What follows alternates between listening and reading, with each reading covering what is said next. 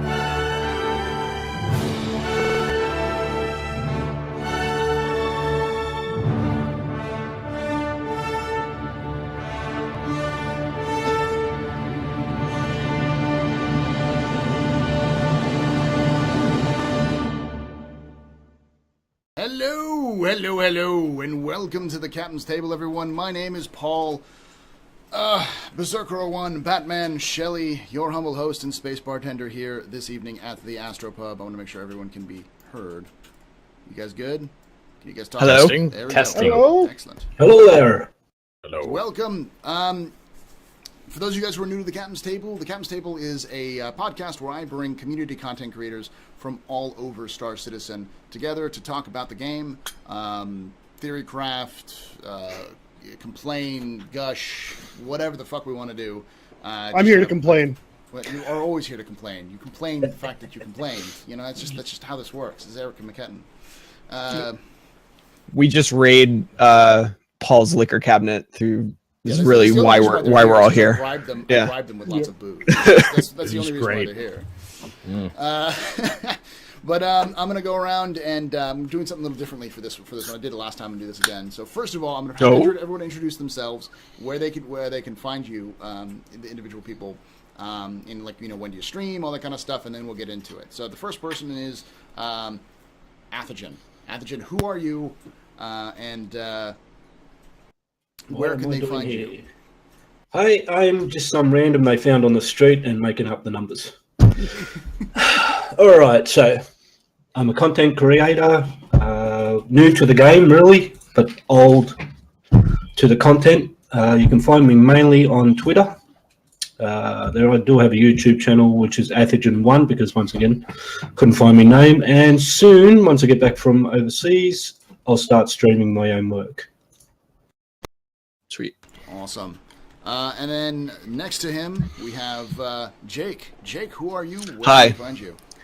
I'm Jake. I'm a senior editor over at the Imperial News Network, INN, as well as a Twitch streamer, although I've been on a bit of a hiatus lately. That's going to change pretty soon. So you can, I stream pretty much during the week, during the afternoons, Star Citizen, Overwatch, whatever else I feel like. And then my main purpose over at INN is we also have a Star Citizen podcast called Inside the Verse. It's the podcast that happens right before this one. It's twitch.tv/INN live. We have Canadians on it. It's madness. You really don't. I mean, this podcast's better than ours. So you just listen to this one. It'll be fine. See, the difference is that INN actually has reputation. The reputation Wow. Oh, dear. is everything that I say, I desperately try to make people believe that it's actually, completely God honest truth. I think we came up with it yesterday, and there's my neighbors building a fucking shed. Space sheds, man, space sheds, so loud. Space sheds. Immersion breaking. Last week we came up with a good thing. The Astro Pub, the Captain's Table at the Astro Pub. We don't know shit. That's kind of the theme of this. So, but at least the INN podcast has the legitimacy of being INN. So you at least pretend you know you know. Yeah, but I'm the host, so it credibility just down the toilet. So that's fine. You fake it well, though. You fake it well. It's good. I try. I make it. I inside the verse. We make a solid effort. There you go. Fake it till you make it, baby. You got it. It's all good. That's our slogan. All right. So, under Jake, we have the ever wonderful, no bullshitter himself, Noobifier. So, hi, I'm Brian. I'm the Noobifier. I'm part of the Redacted stream team / content creation team. I've been doing this since December, and I bring you no bullshit. As was said, everything I try to do, I try to get down to 3 minutes, 4 minutes. If it's a really, really thick subject, I might go 6, which is the whole point. I know, that's a lot. So basically, and I'm also trying to bring topics that other people don't do, like we were talking about that Argo dropship thing. That was just an idea that I had. It was super fun to make. And again, I hope you guys enjoy that content. And if you do, think about subscribing, because I'm not going to stop, ever. Awesome. And then next to the Noobifier, we have the one, the only, the diva of Star Citizen. Damn straight. Eric McKetton. Matashi. Oh, I thought you were talking about Matachi. We have the dueling divas on tonight. I'm Twitch streamer Eric McKetton. You can also find me on Twitter and Instagram under the same name. It's all one word. And Star Citizen pretty much is what I do. I do stream other games when Star Citizen drives me nuts. It does for all of us. That's pretty much it. Alrighty. And then last but certainly not least, the ever wonderful, ever handsome, ever unpronounceable name, Matachi. There it is. Hey guys, I'm happy to be here. Thanks, Paul, for the invite. Basically, you can find me on Twitch almost every day of the week. We are pushing hard to try to eventually get that sub button and all that stuff. You can also find me on YouTube, and many times you'll find many other people here, hopefully eventually on the Space Bro Show too. So yeah, it's good. It's great to be here. I can't wait to get into it. It's good. Thanks, Paul. Can I just ask a question before we get started? Sure. I have Jake. Jake, if you're the senior editor from INN, how young are those kids you've got writing for you? Hey now. Finger paints. That's all I got to say. Finger paints. Is it all crayons or what? Really, the title of senior editor is because I've been part of INN since 2015. So it's really just seniority at this point. Original editor. I'm not an original editor, actually. Okay. Almost. The big three original are Eris, Nakara, and Wolf Larson, and they're the guys who founded INN in the beginning, at the dawn of time. And then shortly after that was PAX East, and they needed someone who was actually going to PAX East to cover it. That's how you got hired? That's me. I'm going. But seriously, people, if you guys have not bookmarked INN, I mean, it's literally my homepage on Firefox. That's generally speaking, how I get 90% of my material when I'm talking about a subject is probably from INN, and I'm not the only one. Mm-hmm. Every single streamer does it, and every single professional fucking company that writes video games and talks about Star Citizen. It's weird, right? Uses INN as their source. Like they go to INN for the original references. And everything. I do have to give the majority of the credit to the people on the front line. One of our newer people, I say that he's been around for about a year now. Captain Syrup, Mr. Canadian Syrup. He leads our transcription team. So all the news gets put into text format by him and our team. So want to give most of the credit to them. Like me and David, we help digest it a little bit, but he's on the front line. He puts everything in a text format, and if you turn captions on an episode of ATV, he's the one who typed it. So full credit to him. We spent a lot of time though. But if you haven't already used INN sources, you should. And I steal them every week. You also have Redacted is starting to do some stuff, and I know Test is planning on getting some stuff up and running, that kind of stuff. So there's lots of news sources out there for those of you guys who are brand new to Star Citizen. But to be fair, Test, our plan is just to steal articles from INN and reformat it as our own. It's true, but that's okay. We're gonna do so, and we're gonna add in little. We just replace or add in words with like beer or drunk or Aurora. Yep. So like instead of like the Javelin will be on sale again during the anniversary sale. By the way, that's confirmed. Go to the website right now and tell them that you heard it first on the Astropub on the Get Captain's your wallet table, ready, because we're all completely official CIG employees. That's exactly what happens. I've been quoted as such. Yeah. That's why For those of you guys who don't get it, 42 no, Australia. we are not CIG employees. Speaking of which, speaking of alcohol, I do have a gift for the Astropub. Are you gonna give me? Is that from PAX East? No. I am gonna get you something for Citizen Con, but I'm not gonna tell you what it is yet. It's a gift.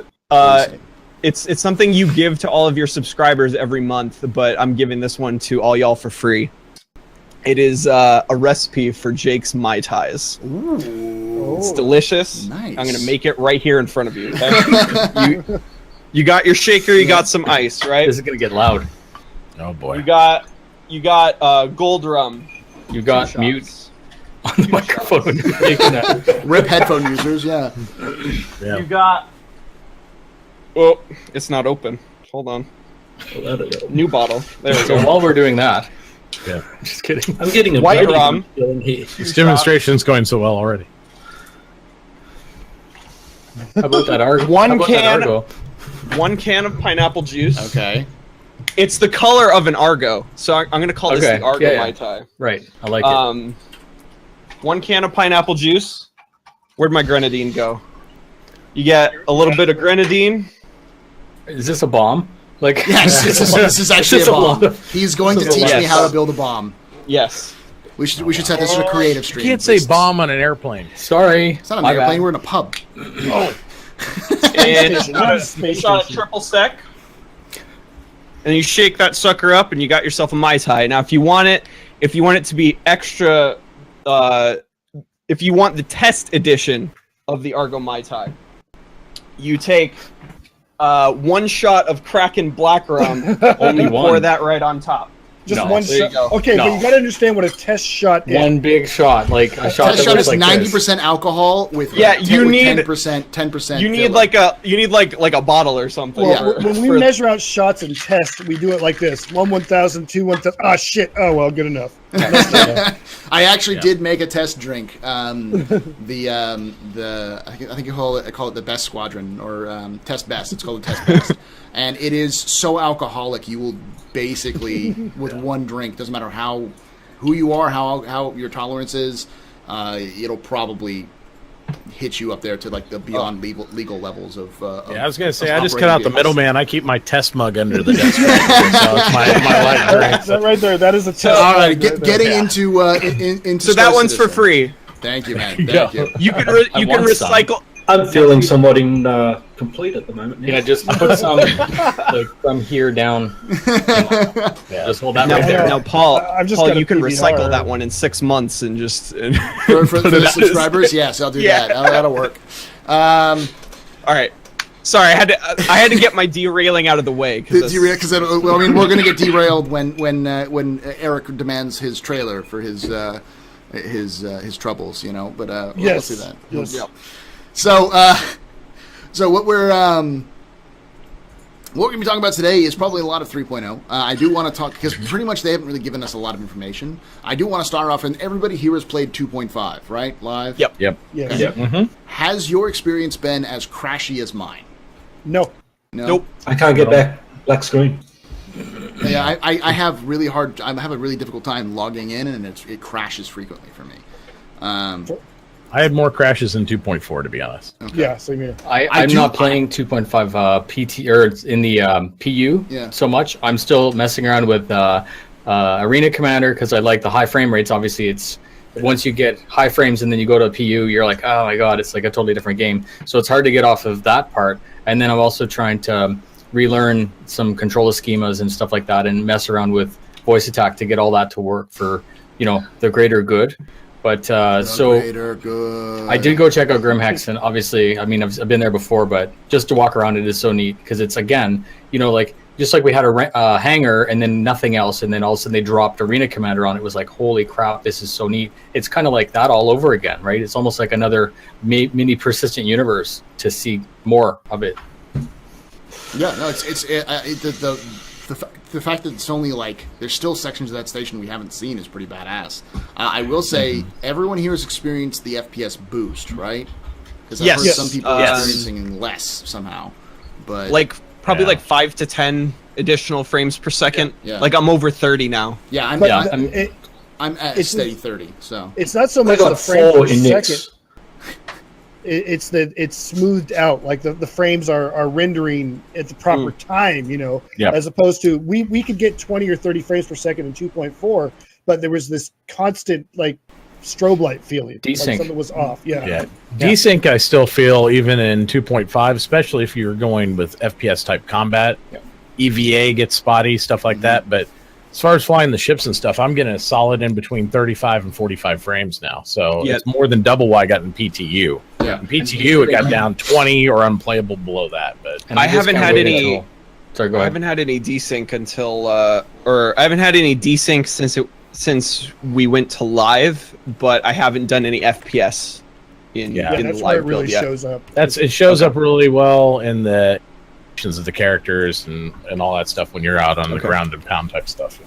Okay. I will say that I tried Arena Commander for the first time in a very long time here recently with my new rig, and it's so much better. Like the frames are just outstanding. But and that's exactly what I was going to say before. Is that if I just cannot wait until the PU becomes like that, and I don't know when. I know we're talking about an update in netcoding and all that other stuff.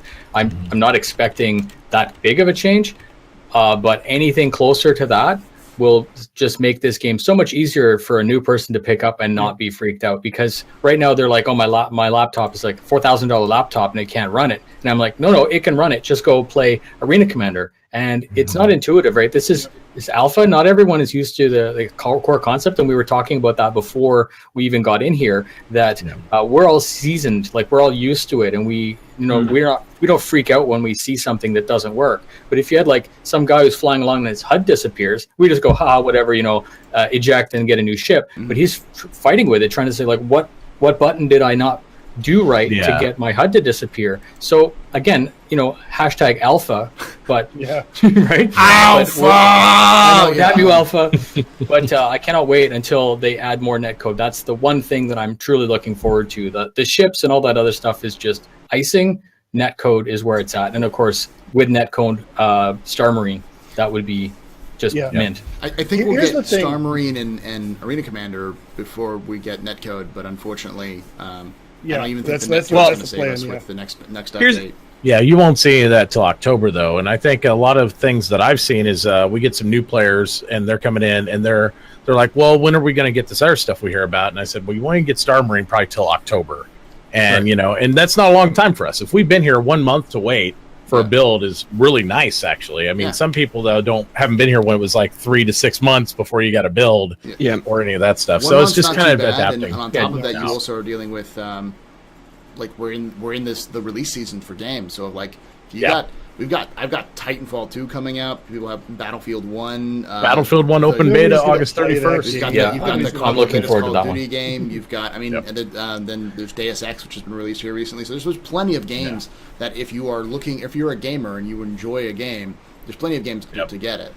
To play Titanfall right comes now. out on my birthday. One just of the realized. things about 2.5 that I love is we all got a real in-your-face lesson at how random iterative game development can be and iterative programming development in general can be with 2.5, because the reason we have this improvement in frame rates and just general smoothness of the game is an accident where they were trying out a new way of error reporting in hopes to track down a different crash, and they warned us that it was going to make the game even more unstable, drop the frame rates, and cause more crashes. And instead they implemented it, and it improved the frame rates, stabilized the game, and caused less crashes. And they're just like, all right, we're leaving it in. It's just. But at the same time, that same patch introduced my most favorite bug to date in this game, and that's at Grimhex on the stairs right by the elevator. If you stand on those stairs by the elevators and do the chicken dance, anybody that walks past you while you're chicken dancing will fall down dead. Yeah. Oh my It's god! a fatality. Awesome. It's like And chicken nobody ultimate knows why troll. that happens. It just does. It's great. That's a feature. That is not a bug. That is a feature. Yeah, don't remove that. That's what we were stay telling there them in for the sure. PTU. We were Don't like, ever for the remove love this. of God, don't remove this. It's- Just leave it in here forever as an Easter egg. Well, it's like Exactly. a bunch of people have now discovered what Terrellian showed me like about a month ago about the linkage of the first and third animations, where if you do if you have a gun and you do like the cheer animation or dance animation, wherever your gun is pointing, and you can fire the gun as you're doing animations, and wherever your gun is pointing, the bullets will go. And someone alerted me, was like, they've stolen your internet karma, and they probably have, but I wasn't the first person to know it, to see it. There was there's videos going back into like May that people have showed it off. But that's one of those my favorite things. People are like, that's amazing. That's an amazing bug. It's like, no, it's not a bug. That is definitely a feature. And like shooting while emoting, that may be not unintended, but please never remove that. I want to be able to cheer with my guns in the air, shooting wildly into the sky. Yep. Yep. My favorite bug will forever be the ascendance into the higher plane of existence. that was on. My God, it's full of stars. I put it in the chat. It's beautiful. It's the most beautiful thing I've ever seen. I can just hear the moon theme from DuckTales playing behind it. You have to go look that one up. Just posted it in The moon in theme? chat, the Giphy of it. It's like Yeah, when you try it's- to. Yeah. Oh yeah. Where you? Yeah. It's magnificent. That is magnificent. That looks awesome. But of course, what we need to do now is we need to get a server full of people, all 24, in like Grimhex in the same room, and dance at the same time while firing our guns wildly. And the last man standing wins. Just Dance. just don't do it on Literally the a dance stairs, fight. or else A dance yeah, fight. everybody dies. No, that is fun to do. If you get like a bunch of people lined up on those stairs all the way across, and you all do the chicken dance at once, you just drop in sequence. It's freaking hilarious. Oh my god. Absolutely. So, in terms of other news, of course, 3.0 is still so hot right now on everybody's Oh, yeah. mind. 2.5 was just released, and we talked about 2.6. I don't. The one thing that I have noticed in the community fairly recently is there seems to be a huge influx of people who were fence sitters up till now, and there's actually a couple people who've done the returns. They return their packages and are actually like, okay, I'm wrong. I want to come back into the game now. Kind of I was thing. totally wrong. Yeah. It's interesting. I'm not a bitter or vengeful man. I mean, I am, but I am. not for those kind of reasons. But I'm getting a bit of like an "I told you so" vibe, like from the community. Just like, we've been talking about this for 4 years, and y'all You don't even have to do that though, because they know. Everyone knows. Yeah. And those people that come back. you don't so even could have to say anything. It's just it's the Yeah. Welcome There's back. that guy on Reddit that wants to come back and get all his. Yeah, no, items no, back. I'm sorry. Yeah. That's beyond Exactly. beyond my at that point. I don't care if you Pay if you again. spend twice as much Yeah. money to get all that stuff back, you're done. Like, Yeah, you don't see your original back to the Because awards back. the problem is the guys who get on Reddit and they're like, hey, how can I refund my refund or all this crap? It's clickbait. Yeah. Anyway, and most of these people were the loud mouths that tries to cause damage to the community to begin with. If you want to come back, that's great. Do your thing. Don't put on a sideshow about it. Just come in. Yeah. We understand you were wrong. It's all good. But I'm not going to give you credit and hits over the fact that you want to sit there and make a shit show out of it. Right. I get tired of it. It's self-healing though. If someone puts that in there, that community, that particular little piece of our community, it just falls through the floor. And I know that people are just know it's a troll. So, or even if it's not a troll, it's some guy who's legitimately pissed off about something. Well, whatever. You know, like if you didn't read the intro when you made the thing that it was all alpha and your money is gone, then it's not that it's gone, but it's not yours anymore. The thing about that gets me is these people that come back and they do say that, well, I listened to him and he was wrong. And it's like, why did you listen to him? His record, his history, he has never been right about anything. And if you knew it, here's what you know. You knew Chris Roberts has made games like this several times in his life, and he has succeeded. You also know that Chris Roberts has a severe problem with timing. The man does not know how to make a game on time.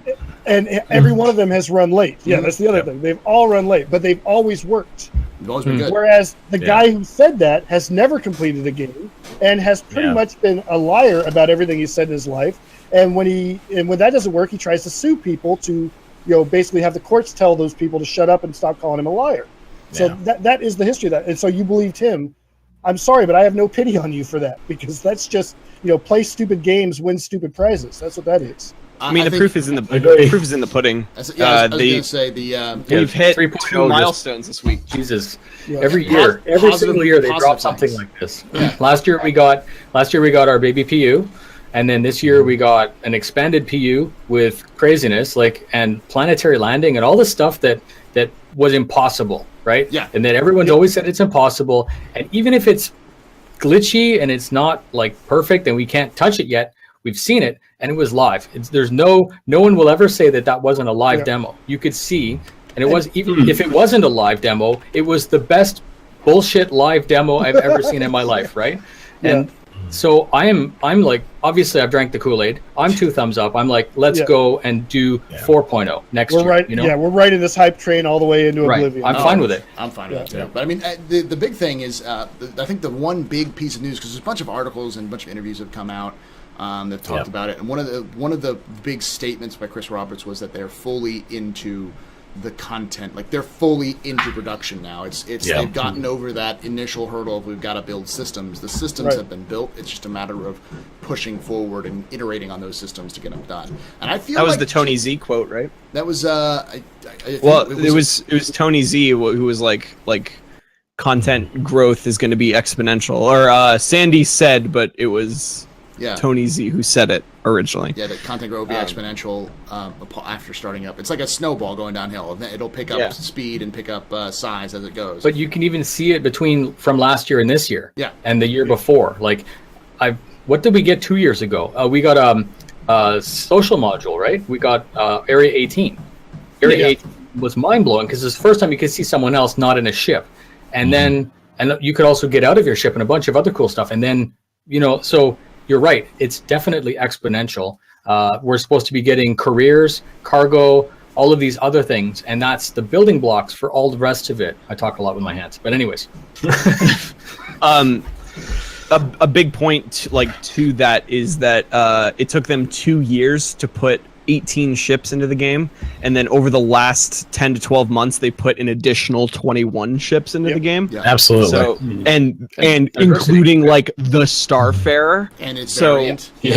Yeah. Well, I mean, there's several things they got working for them now. They're not trying to build a company. They have a lot of their palettes set for the different divisions and companies, and the ships. Yep. And there's things modular, and the artists can sit there and use the modularity of the different palettes they have, and then express themselves on top of that. So it makes it a lot more creative, a lot more in depth, and they can come up with amazing things. I mean, who expected the destructible Idris whole video thing? I didn't expect any of that. No. Bengal carrier out of nowhere, oh, by the way, we're trying to make this thing by the way, 3 months here's the Bengal. Yeah, it's over a kilometer long. There's it's the size of 4 battlefield maps just alone. And then this morning I watched that. I don't know if you guys saw it, the video on the Italian group of the Star Citizen community. They had an interview there at Gamescom with Roberts, and they talked all about like, oh yeah, we're going to build bases now for your orgs on planets. You can come up there and do that. We're going to do all that. I'm like, what? I was going to talk about this. Like I know. Is this what? Do you guys believe that that's actually going to be a release feature? Because they've said I remember a year ago, Paul. They were sitting there. He was saying, "We're not going to build stuff on planets. We're not going to do that." He and said, that's like, "Oh yeah, never mind." Future, but now it's just like whatever. Fuck it. It's been 3 years, so maybe now we are the future, right? Yeah. Here's the thing about that. I think in the New Fire you said this, that it was, this stuff was supposedly impossible. Even CIG a year or two ago was saying procedural planets that we could fly around in, not possible. Atmospheric flight in this engine with the way the physics, not possible. Working on it, right? Building on planets or building our own bases, not possible. It's just the engine couldn't handle it. And Frankfurt comes in and basically Frankfurt comes in and says, actually, we could do that. We cracked all that. We figured I quote, we did this I quote years my ago. dear friend, my dear friend Reinhardt, and when I say precision German engineering. So that planetary demo, that was what, 6 months ago? It was a while. The one that was just on ATV, when they changed it from fast forward to preview something. Right. And that came out, and there was just a dude walking around the planet, and it didn't seem that important, but I did another video on it trying to explain like how crazy it was that the planet was a physics grid being made by a computer, and that physics grid was somewhere in space, and someone on another planet would be able to see it, and the level of detail was able to crunch it down into something so you could see 1,000 of them and not crush the computer. But then when you approached it, not only were you able to land on it, you were able to do stuff on it. And that's, again, mind-blowing, right? Like it's and then 6 months later, now we see it work. We saw a freelancer launch a bike onto the surface and then engage something on another thing, and then the ship shot the I know, like, okay, it's a week ago, and I'm like a little bit late, but the actual balls of being able to put all that together and make it work is why I wanted Star Citizen to begin with. I literally want to be able to. It's like Battlefield on roids. Right? Battlefield, absolutely. You do a bunch of stuff to people, but now you can do anything to people. Yeah. Yep. Well, not anything. This is pretty much every game you've ever played on roids is what they're aiming for. I mean, that's what it is. I was thinking about this at one point. I was thinking to myself, like, I was trying to be critical, and I was saying, I was going on my way to the Twitch meetup that I went to yesterday, and I was kind of dreading saying that I stream Star Citizen, because you never know when you walk into a room of just gamers what the opinions are of Star Citizen. So, and you figure most people are going to be polite about it, but you never know because they're gamers. So, so I was thinking about it. I'm like, okay, well, let's think of all of the negative points of Star Citizen. And one of the things that I came up with is that nothing in Star Citizen is unique or brand new. Everything that is in Star Citizen has been done before. That's a positive and a negative, and that would be like, we've seen this. We've seen being able to do multi-crew Not ships. Like We've this. We've seen FPS combat in space and zero-G combat and being able to pilot ships in space and do trading and there's lots of games that do that really, really well. That's why Blizzard is successful. But there is no such thing as a game that's done all of them at the same time. There's never been a game that's done all of this at once, which is why it's so revolutionary. In my opinion, because it's one of those things that it's pushing the boundaries of, hey, we're going to take all of the games that, every game that exists, and we're going to make it into a single game. So. Make it immersive enough where there's no load screens, where you don't see that transition of I'm going planet side or I'm going space. It's not like loading, fake video, here we go. Yeah. You actually do all that. It just makes it amazing. No immersion broken. Elevators. It is so cool. And what I was going to say is, if they can give us mag boots, so you can go turn off gravity and screw people around. If we have on the keyboard one other thing that you can actually use mag boots, and it makes you a little bit slower and it makes you loud, let's say, as the negative of having it. This is all the level of future content that I want to see in this. We did have mag boots at one stage. Yeah, they turned them off.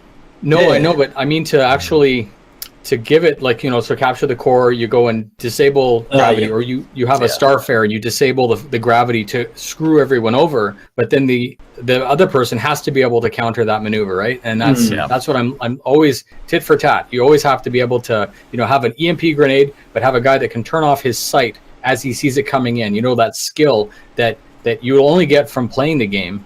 That's the level of difficulty I actually want. The complexity, I want it to be there. I don't want this to be no hate intended, but a console controller guy sitting on the couch. I want it to be deliberate, and I think that's exactly what we're going to get. We're going to get reward for your skill. So with 2.6, and I want to ask everybody.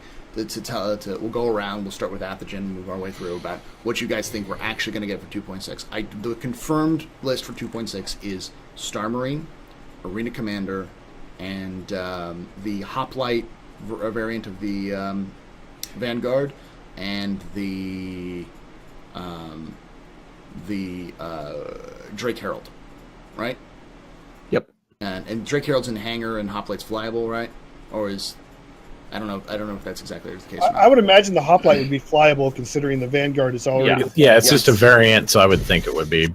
But they might variant. They might surprise us, and the Herald might be flyable. I have no idea. They did say other changes and stuff like that. So if Athogen, do you think that's the all we're going to get, or do you think we're going to get more than that? I think they're going to sneak something in that we haven't seen again. I want the caterpillar theories. Seriously, sorry, I didn't. That's all right. Go on. No, please. It's your turn. With the cargo, we saw hints with cargo. I reckon they're going to. Was that maybe something small movements. From one station to another, maybe from Grim Hex to Port Alisar. I don't know, but I think we're going to see some cargo involved in this one. Some like maybe some like inventory or something like that, or yeah, just quick movements. I hope. All right, because they've already shown us it. Yeah, Jake, what do you think? Do you think we're going to have more? I mean, with Star Marine coming, I think maybe a bigger inventory of weapons and gadgets and armors and things that not only will be in Star Marine as like things that you can use in that, but we'll see them added to shops. Because I mean, if you go into any of the shops in like Oldasar or Grim Hex right now, it's like you see a wall of the same gun. Like, who does that in a normal store? So I think like they'll replace like some of those slots with newer guns. I think we're going to see a lot more like new weapons. Yeah, I mean, we saw at least one of those new weapons they were working on. So you're thinking like that SMG might be in there? The SMG, like, I mean, probably stuff they haven't told us about. I would kill for some rocket launchers to take out ships from the ground. That would be so They railgun, keep teasing that railgun. They keep teasing that railgun. They're killing me with that railgun. Yeah, I want them to make so it a bad. two-person gun, though. Yeah. I want that to be a teamwork thing, because it could be completely overpowering, right? And you got 30 guys all with one of those on a space station, and anything that flies by is just wiped out like Death Dot. Yep. It would be very neat if they put a spin on it that, yes, it's super powerful and OP, but you require a friend to help you, I don't know, load it or stabilize it or something like that. Target it, maybe even. Yeah. Just guys, you really shouldn't mention the railgun around Mitachi. It's causing him some PTSD on this thing. Oh my god! I thought it'd be something about the lighter. I'll hold it down forever with a railgun. Yeah. I mean, yeah, like the people joke about, like they say, oh, what are you going to do when you're able to like damage ships with weapons? It's like I don't need a ship anymore. I'll just fly around Korea with an EVA with like a missile. Just give me a missile that I can hold on to. Give me like an or they make it so that when you fire it, you bugger off in the opposite direction, not like like Looney Tunes stuff, but a little bit, so that it screws you or shocks you, so that you're unable to rapid fire too, or it makes you vulnerable for 5 seconds. Because anything that large in space, I don't care how well you're planted, you can't lean into it. It's going to launch a projectile that way, or maybe that's the key. Maybe you have to be planted somewhere. Maybe that's up against a wall or stabilized. Yeah, so you can't just EVA and you got to be against something. Yeah, if it's fired in space, it should not. Unless it's a railgun, because a railgun is a railgun. Fires an aluminum projectile. Yeah. It's But it's an Jake's got a electromagnetic point. gun. A railgun wouldn't have any backblast. It wouldn't have any. Because momentum. you're not using an Yeah. explosion. Yeah, but you're firing a projectile that way, Yeah, it's still the laws of and motion. you're going that way. Laws of motion. If It's you're an if you're moving electromagnetic- something I'm up not forward, a you're gonna move backwards. scientist. I'm close. Can we quote Don't- Jacob? don't Jake science there? my fun up. I am not a scientist. I'm a journalist. It would still be a good game Damn it, mechanic. Jim! I'm a Anyways, scientist. no I'm a matter- journalist, not a scientist. Irrelevant. Same thing with the bazooka or whatever you want to put in the Yeah. game. I mean, that could be a recoilless rifle because it's a missile going out. Yeah. But the railgun, if you were to get right into the brass tacks, that sucker should launch you backwards a little bit. Not saying crazy. Now, what I am But, looking forward to is taking ships that do not have any weapons, like the Argo, or ships that are not designed to be combat ships, like the Freelancer, and having like And the back of the Freelancer opening with like just 3 loaded. dudes with railguns Yeah. on the back. So you Yeah, or the caterpillar opening. Yeah, or not, yeah, the its sides opening and up and like just a line of 20 dudes people with. just shooting Yeah. railguns out the side of a like broadsiding and a Yeah, caterpillar. that was right in the Batman movie, the first new Batman movie. Joker out the side of out of a truck. Yeah. Ideal. Perfect. That's great. So That's actually one of the. I got halfway done with a trailer for Star Citizen. I wanted to make one so bad, but then no one wanted to help me, so it never happened. Oh. Oh. One of the shots that I actually did finish was a guy running out of Korea, like out of the airlock, with gunfire coming from behind him. And a freelancer like strafes down with his buddies on the back, like shooting backwards at the guys. So like the shots are going both ways as he runs Suppressive and fire? jumps. Yeah, as he runs cool. and jumps onto the freelancer. So like, I want that to work in all circumstances. I want weapons that are like really powerful, so you can defend someone's escape.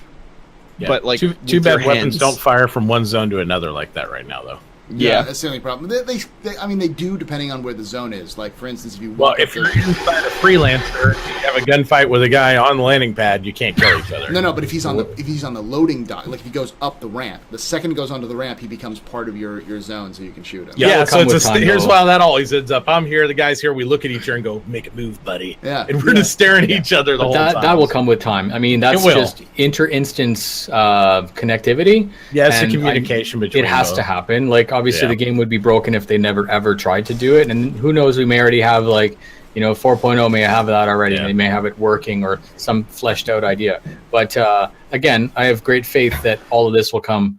It's a good ride, this whole Star Citizen Alpha thing. It's interesting to see a game progress like this, and then you only have to think about 2012, like where it started, and you can see where we are now, and you know that in 2 years, it may not be done, but it'll be really, really close, or it will still be epic. I still think it's, even though it's not even finished, some of the stuff that's going on right now is epic. I don't think it'll ever be done, but that's great. That's okay. Nubifier, what is your theories? Do you think they'll have more things than they've currently listed for 2.6? So 2.6, obviously, I don't think I'm ever going to touch spaceships if they'd actually drop Star Marine, because I'm a battlefielder by default, and Star Citizen was super interesting to me. I'm going to be in that arena, and I'm expecting it to be high frames because Arena Commander is high frames just because it's not attached to the PU. So I do think that it'll be functional. I would love it if they would give me Track IR back for Star Marine. I'm not expecting it, but with Arma, if anyone's ever played it, you turn your head with Track IR and you can peek around corners and call it a cheat. I don't care. Haters can hate. Go buy it. Sorry. It is, to me, it's fundamental. The ability to reach around corners, stuff like that. I'm probably getting off topic. You're asking about free things. look. You can free look, but it's not the same. It's not. I mean, yeah, but fast, They right? have to, the thing is that he does make a point in that one of the big reasons why they haven't done Track IR or like VR implementation is because with the head movements, the animations have to work with the head movements. And Right. they do And have that's- free look in, and with Star Marine, it'll be the first new skeleton we got. I mean, it's going to be designed around. Do you guys think going it's forward, funny the same one. that they haven't given us, because they could bullshit it, right? They could just move the eyeball around and leave your head fixed. But do you not think it's hilarious that they're actually holding back something just so that the neck and head movement looks real? Like that's again, you could sum Chris up Roberts' fidelity, man. It's game, amazing. right? Every Yeah. single part of the game, you could sum up just with that one statement. It's like we're not gonna move your head. We can't move your head, so we're not going to give you the ability to look around until it's ready. Yeah. And that's awesome. So That's with cool. that, I would love to see personal shields, some first implementation of something you can drop in, just like Borderlands, that guy that dropped a shield and your group can get behind it. Another layer of medical, something other than just the stim pack would be nice, a boost, so that you can start to get into that role. You've got your assaulter, the guy that's on point, and the guy that is literally the dedicated medic. Because some people just want to play that. Some people want to be part of the team, but they don't want to be the front line. One of my regulars is his name is Medic, and he wants to be a medic. Exactly. Most orgs have a guy that does that. Like most orgs have a guy that want to be the defender or the protector, right? So it's a good job and it's needed. Like obviously, you that guy's one of your most important people if he's doing his job right. So grenades, EMP, grenade. Didn't they talk about that they were talking about EMP grenade? They said they're doing Star Marine, but then they said they're not going to talk about it much at Gamescom because this next next chunk around the verse is going to be the one that they talk about. Right. Believe me, I'll be watching that because like I said, 2.6. And so I think it's LA again is next week. Yes. Yes. That's what Xylo said. They were doing Frankfurt, then LA. So yeah. Yes. Then it goes LA, UK, Austin, and then Frankfurt. That's the rotation they do throughout every month. 2.6. I think we're gonna watch people. Do you know those people you're talking about that are coming back? Those are the guys. 2.6 drops with Star Marine. I know in my org alone, I have 5 guys that don't even want ships. They just want to get on someone else's ship and drop, get out and kill everything because they want to turn it into like Starfield, like Battlefield, but just they don't even want to do any of the other stuff. Maybe that's why they're putting in the hoplite. Well, okay, so is this an inappropriate time to talk about that? Because we'll come back with the hoplite and stuff like please, that. Because I have 2.6. Yeah. Eric, do you think that they're going to add anything else that they haven't already talked about? Female character. I expect to see the female character. With I think that's one of the reasons why it's been held up because they basically talked about how it was essentially ready a month ago. And I think what they've been holding up is getting the female character and not just her model in, but multiple outfits and armors and stuff and animations and all that so that she's just not a character like our male character was for years, just the same person over and over again, but so that she's customizable like the male is now. I think that's what we can expect to see that. Pouchy? I was going to say what Eric said. In addition to that, I think not only they're going to bring the female characters, I think they're going to be playable in Star Marine, so you can play male or female in Star Marine. I think they'll have those models fully fleshed out for that. They're going to have some of the new weapon sets in. Dumpers Depot are probably open because I think that they're going to have they're going to have an inventory system for you as an individual where we can actually look in our inventory on our Moby Glass and swap out our weapon set on our person, and then we'll also maybe be able to buy equipment for our ships locally with UEC. Right? Because they've been talking about at least being able to do that inside the game and staff can go out of the game, buy equipment, rent it, come back in the game, all that stuff. Yeah, Voyager Direct. Absolutely. I'd also look for information on VoIP coming on 2.6 because I think it's going to drop. I don't think we're going to get 2.6 until basically right around CitizenCon. No, I agree. I think that's when we'll get it. So. Yeah, that's when we're going to get it. And then they're going to talk about not only that, but the website revamp. They're going to talk about the VoIP stuff because they're going to tie all that in because they got rid of the Orgs 2.0 and they're doing a complete revamp of everything. So communication, they'll probably have a system we can talk in and out of game with email and all that stuff. And you're going to see a whole rehash of Moby Glass, I bet then. Or at least the prototype, maybe not get it, but you're going to see it, what's going to happen with it here very soon. They even demoed that on the Caterpillar. Remember when the guy went up to the screen, he was able to send messages intership? So they obviously have a functional version of what you're talking about. And I just wanted to remind everyone of that in case they didn't remember it or see it. And Xylo did say that they have demoed a VoIP system and in-game communication system that all of them like. And it was demoed 6 months ago as a tech demo. So it's absolutely, and we're talking about January of 2016 versus, right now it's August of 2016. There's been a lot of improvements have been made in the game in that time. Plus the number of people who were working on this game and we don't know on the VoIP system. Yeah, on the VoIP system, we don't know if it's going to be as have as much hierarchy as we're going to need, for Multiple a full channels. large cap ship or anything like that. But I think it's essential that we have some sort of communication set in game to hail other ships. Because there's no way I'm going to text somebody in game and say, "Here's my TeamSpeak" or "Here's my Discord. Yeah. Please contact me and we'll talk and see if I should shoot you or not." Yeah. You need Not that only- little hail thing to come up and see what's up. Yeah. Not only that, with sandbox games like a Daisy or a Rust or things like that, a lot of that player interaction, a lot of the emergent gameplay that comes out of it is which CIG continues necessary. to talk about, by the way. They're Yeah. constantly like emergent gameplay, emergent gameplay, emergent gameplay, emergent gameplay. you need positional I thought audio it was for that. multiplayer. Multiplayer. Yeah, I'd like- Yes, multiplayer. I'd like to this is a I'd also- multiplayer game. See, you can see your Imagine friend that, right? right? There. You can Yeah. see your friend. You can see your friend. It's a multiplayer game. There it is. No Yeah. multiplayer, Sky. The comms thing is also cool because the second and third seat on the Connie, again, yes, you could move the shields around, but again, wouldn't it be neat if you could target and send, and then your job is basically communications officer, right? You could be the one thing that stops people from lighting your ship up. So this is very, again, I don't want to have a guy in the other seat and say, "Hey, can you sit in the other seat?" He goes, "No, it's boring as hell because I don't do anything but mess with the shields." Like, really, you're just along for the ride. I want that person to be employed. I want that person to feel like they're having a positive effect on the ship. Multiplayer immersion, right? Like what you guys are talking about. So, anyways. Yeah, I think that it's going to be cool because you can switch screens already, like in the Constellation stuff. Imagine sitting in one of those crew seats in something like a Starfare, and it'd be like, "Hey, Joe, can you get on comms?" And he can just swipe his screen, and he's the comm guy now. Or he can swipe his screen, he's the shield guy, and you can rotate those positions around. But I would like to address Jokic there talking about the trolling music and stuff, because I don't think we're talking about proxy chat necessarily. But if you don't want to talk to somebody, you just don't hail them, or you don't answer the hail.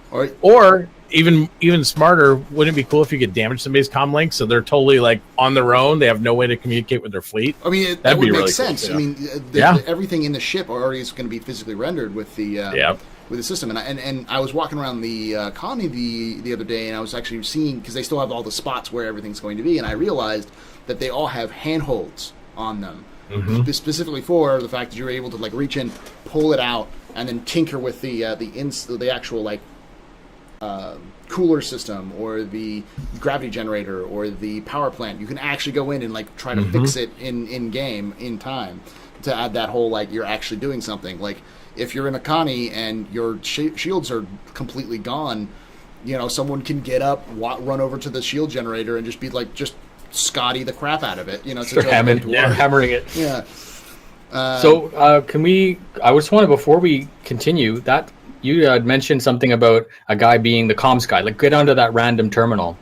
Do you guys agree that it would be neat if you were the captain or owner of the ship, that all the people on board, you can go up to the screen and assign them different roles, and then each further to that, every person, if I was a communications officer, I could set up my panel however I like it within reason, move it around, and then when I sit down at a chair, boom, it's almost like, "Hello, Nubifier," and it gives you exactly what you're used to, no matter where you are in the ship. You can go to the back of the ship in the washroom and do it almost like a customized screen for everybody. Right. Didn't Zane say that's essentially what he wants to aim for too? Is that we'll be able to not only customize it but save our customizations across ships. So I would assume that would mean that if I went on to Mitachi's ship and sat down at a comm station, it would load up my comm profile right his. And that So regardless of the vessels he's on, he'd have something at least remotely familiar that he's used to working on, so you can swap out real players and stuff. But that's also why I won't go on Mitachi's ship as his crew, though, because I know I'd show up there and be like, "All right, I'm a great pilot. You want me in the pilot suit?" I'm like, "No, I want you to sit over there and go, 'Incoming hail, Captain.'" Play with your iPad. Play with your iPad. No, we don't let Eric on the boat anyway. Yes. See, I wouldn't go because Matachi would probably end up making me just serve drinks the entire time for free. In As long as you bring him, we can get one of the NPCs to serve him, bro. We can make it happen. It's all good. You just bring the alcohol. It's all good. Why do you think Tess owns all those Starfares? You think we're filling those things up with fuel? Yes, No doubt. fuel for test. Which is Great Headed Gamer's got the beer fare. beer and alcohol. That's it. There you go. I can't wait for someone to take a Starfarer and turn it into a moonshine, like make moonshine out of a Starfarer. There you go. There's an idea for moonshiners right there. There we go. Yeah, moonshine Starfarer. Do it, moonshiners. Yeah. Do it. All right. So when we're dealing with the future of Star Citizen, one of the big things that always comes up is, can they achieve it? It's a stupid question, because all of us have known every single time they've done a demo, they've proven that it works. Like last year's at Gamescom, they showed off 2.0, which essentially was 2.0, and then a couple months later, we got 2.0. It was the exact same thing down to the animations, the locations. They changed up some of the interiors a little bit, but it was the same stuff. It was like the globe was still there, the panels were still there, the easy habs were still there, which is a different configuration. Do you guys believe that CIG can, two-parter actually for this one, make the time frame by the end of the year for 3.0 and do everything that we saw in 2.0 or in 3.0 video, the demo? Athagen? Good question. Difficult. No for the first, or maybe early quarter next year. I think they'll implement everything that you've seen in the live stream. So right down to. So they're not gonna make. They don't think they'll make that this year, but you do think that they'll get it done by. They'll have everything in there. Okay. First quarter next year for sure. Yes. Jake. Because I want to jump out of a ship and land on the planet without any suit. Yeah. Oh yeah. Without any suit, that'd be. Yeah. Well, we'll see at CitizenCon. That's everyone's going to do it. Jake, what do you think? My only comment is this: everyone said that they weren't going to get 2.0, but by the end of the year last year. I was one of those people. I said that. They did get 2.0, and it was a buggy mess. It was Christmas. Yes, it still existed. Yeah, it did exist, but we spent. It was unplayable, but it existed. It existed. Almost 2 months in PTU, but it existed. Yeah. Okay. Oh right, because you know things that other people don't know. I remember this. I am a developer. Yeah. Illuminati confirmed, guys. Drop those Illuminatis. No. Maybe not a live release, but I think the PTU will be in people's hands at the very least. Yeah. All right. Nubifier. Okay, so just like you said, we saw it, and then we got it right at Christmas, and it was almost like the devs were going bananas and like, here you go, Merry Christmas, we're all leaving, right? And that's why I think it was such a buggy mess. So I do think it's possible that we'll see it before the end of the year, but I'm talking like the last bit of the year. And will I ever see 3.0? Of course I will. That's a no-brainer. I will see 3.0. Just when? I'm thinking end of the year. And but again, 2.6, we need to get that locked down and then worry about 3.0, because I think the FPS is really the more important thing to demonstrate to people. Get that one locked down. That's going to get people here in droves. Eric? I believe that they can pull off 3.0 by the end of the year, but I don't necessarily believe that every feature they've said is going to be in it will be there, because we see that is just the way the iterative game development works. They might get it working except for one feature as a blocker for whatever reason, and they yank that out. We've seen that happen over and over again with patch cycles. Mm-hmm. So, but yeah, I still think they'll be able to get it by the end of the year, because everybody there seemed very confident that they can. Not just Chris. Chris is always confident, but everybody seems very confident. Specifically, Brian Chambers seemed pretty confident, and in Brian we trust these days. How about when you? Brian says it can be done, it's done. How about you, Matauchi? Do you think that they'll be able to make it this year, or do you think everything that we saw in 3.0 will be in 3.0 at launch? I think that they'll definitely make PTU. They'll probably make some of it live. I think it'll be exactly like 2.0. It'll be buggy as hell. We'll be fighting through it off and on, but I really think that they're going to have it out, at least PTU, maybe live, but it's going to be like Nubifier and the Air guys said. It's going to be like the very end of the year. I mean, it's going to be like squeaking it in there and all that. But I think for December.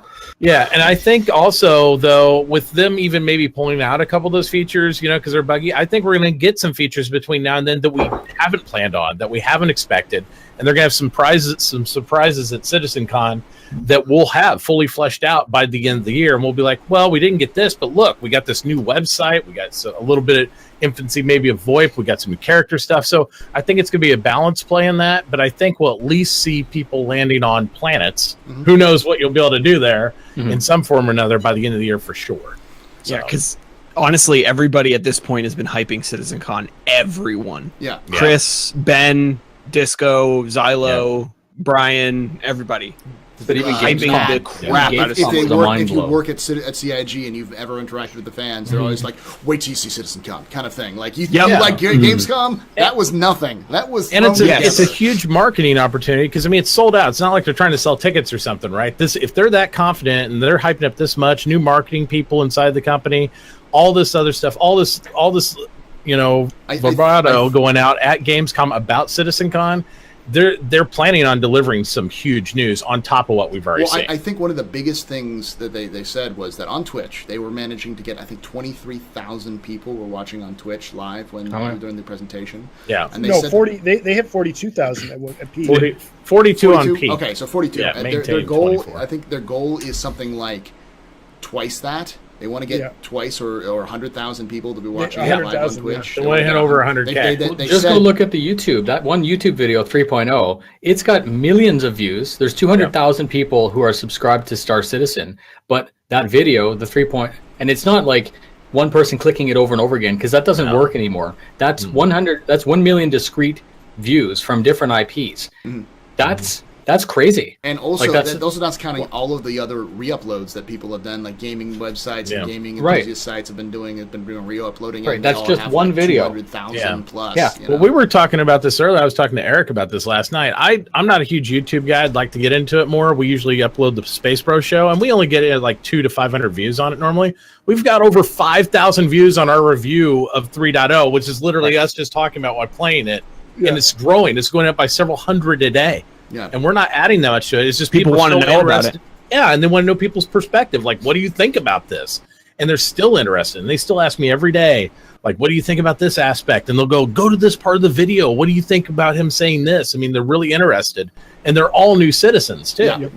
They're not lots of new people. Like, I'm trying to limit the amount of Twitch talk that goes on the table because it in content creator talk, because it, generally speaking, when that happens, we end up losing people and people like, oh my god, I don't care. But the one thing that I have noticed is that all of the numbers for Star Citizen have doubled.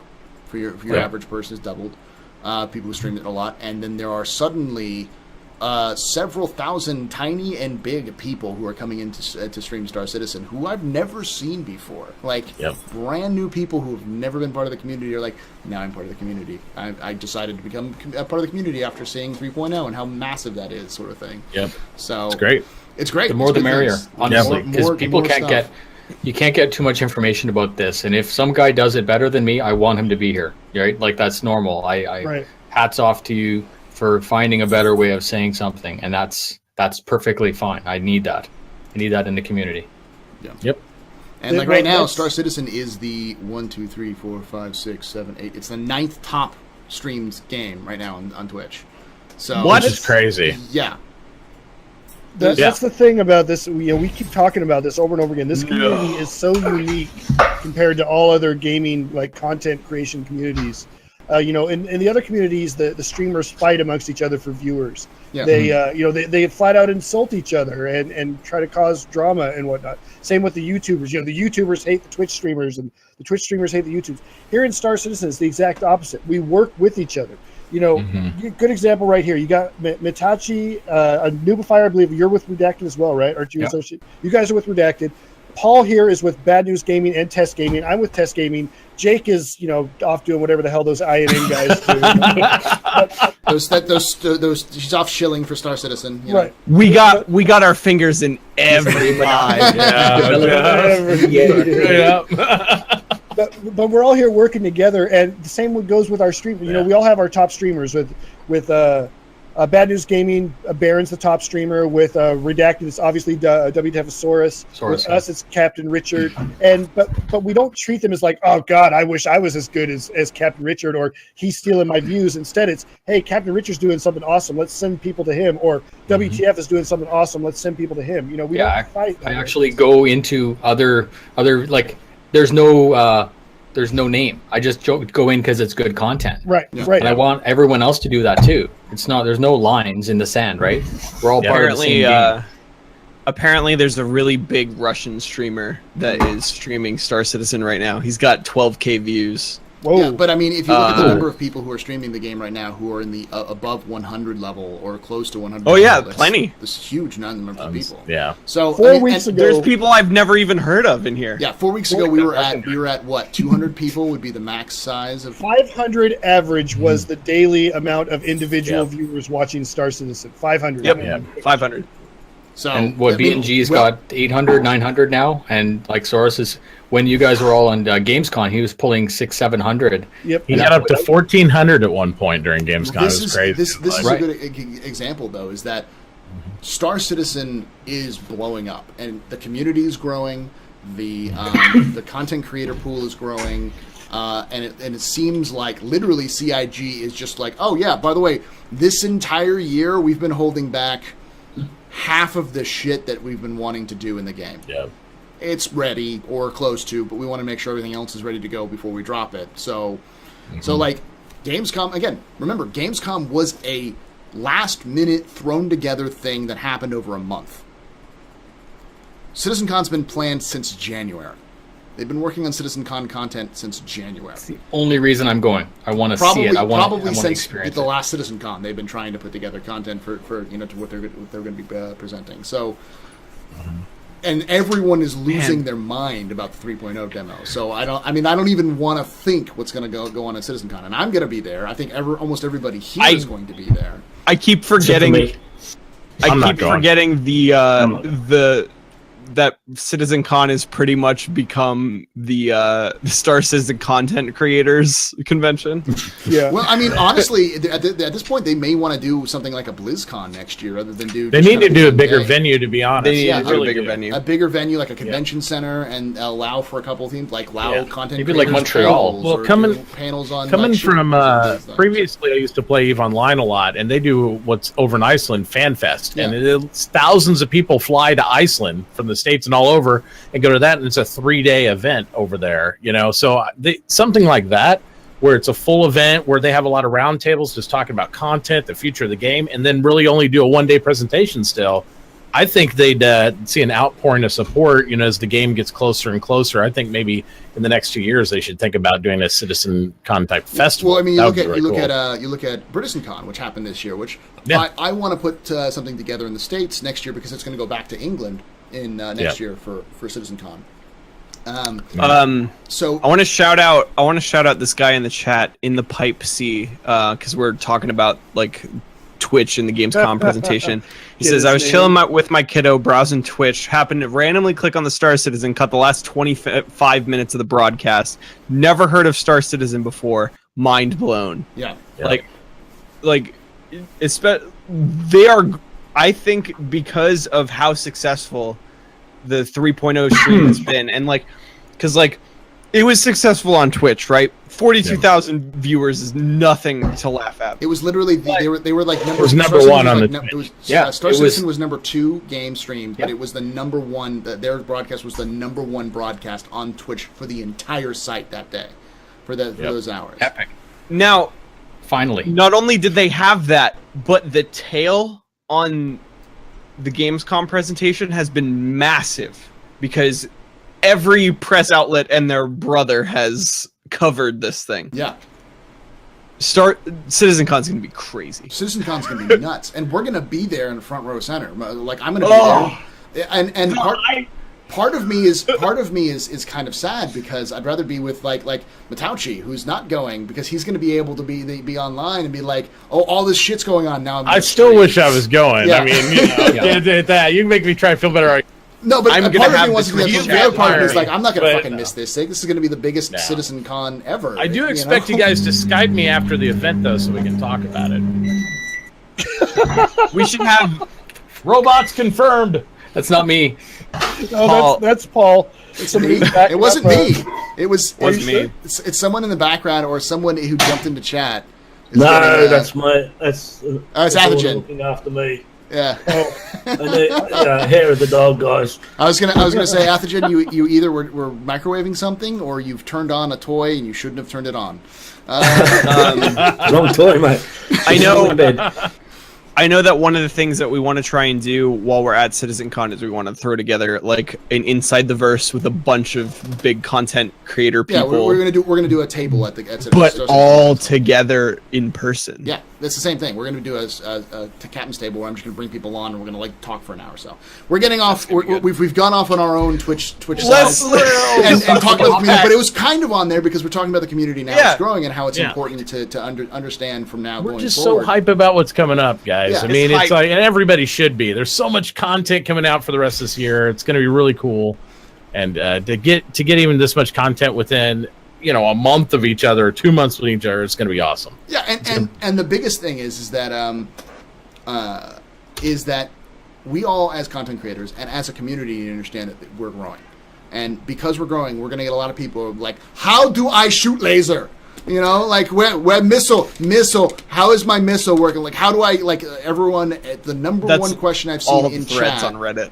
So That's they're all going to exactly talk what like I've I seen do when I'm in drunk. I got it. That's exactly what I was doing before this stream, and what I'll be doing after the stream is I'm working on another tutorial video it's as most basic as I can make it. This is how you get into your ship, how you take off, and how you shoot your guns, kind of a thing. Yeah. Because people don't, those of us that have been around, it's so ingrained that it's hard to even think about how to teach people that because it's muscle memory for us. It's totally But- frustrating. Yeah, but for them, it is. Yeah, they're lucky if they can get off the ground and ram into one of the spurs on Olisar and die. That's a good game for them. The biggest one I've seen is question is of course the how do I get out? Why am I stuck at 50 meters per second? Yep. Mike Berg makes some good points like how do I see my inventory, and that's one of those things that I hope we see in the future. Like that's Where's something my ship? I think that. Yeah, that how do I get on my honestly- ships? Like number one question for me. Yeah. Honestly, I think we need to have an inventory by 3.0. If they do not have an inventory screen where you can access your inventory and mess around with it by 3.0, we're going to have serious problems. How are you going to do cargo without an Yeah, inventory? How are you Exactly. Gonna do How are you cargo gonna with do inventory? How are you going to I be mean- able to swap out weapons? How are you going to be able to Yeah. carry something? Like, hey, if your cargo is a box that you could put in your pocket, you're going to really put it in the back of your freelancer? Like how are you supposed to do like Herald runs where Herald doesn't have any cargo, but it's supposed to carry you can carry like small precious cargo for that kind of stuff.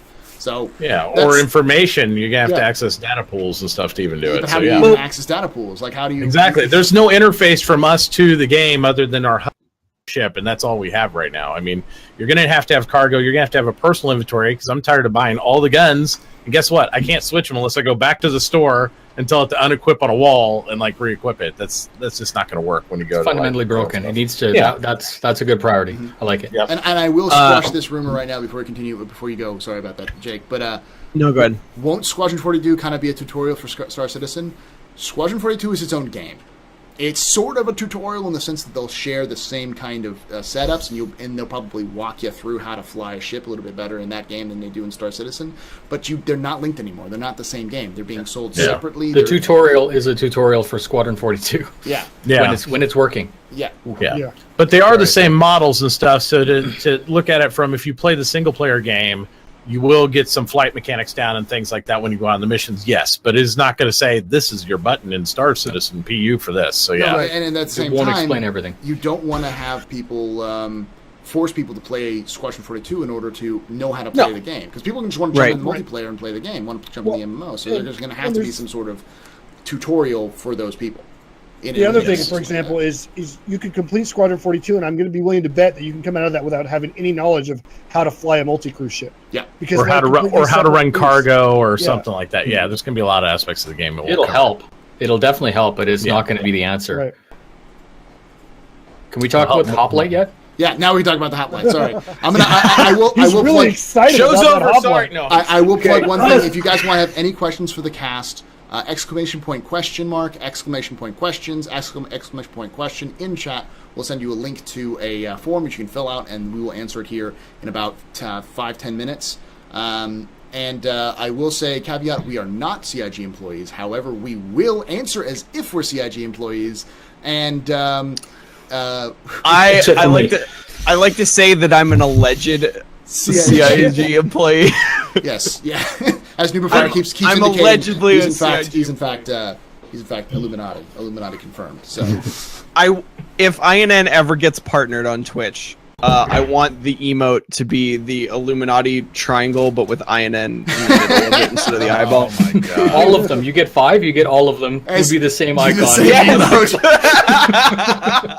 There's only one. Oh my god! Can I lead off on this hoplite thing, because I'm super excited about that. Yeah, sure. I'm so pumped for the hoplite. 1 second though. We will answer the questions as if we're CIG employees, and we will tell you that it's confirmed, and that you should go to the websites and talk about how Paul Shelley of the Astropub said this, or Athogen of Captain's Table said this, or Nuberfire totally confirmed this, and can you confirm this? And I'm concerned that this is going to be a feature. If you really want to make CIG employees, especially their community team, happy, tell them Eric McKetton told you. Yeah. Banned. And for all of those CIG employees who are watching, I do this out of love and respect, and because Silo has trolled me too many fucking times, so someone has to pay for it. He trolled me today on Inside, actually. So we both got it. Everyone talks about the planetary landing, the FPS coming up. What about the new star map style that they're doing? Yeah, no, it's going to be a new. Where they're starting to implement. What are you guys thinking about that? Let's put that on the back burner, and let's have Nuberfire, because Nuberfire's going to explode with his hype for the hoplite. He's dying over here. Go ahead. Okay, so all right, hoplite and Redeemer. That's a good thing, right? You can see that they're both the same role, I guess. Yeah.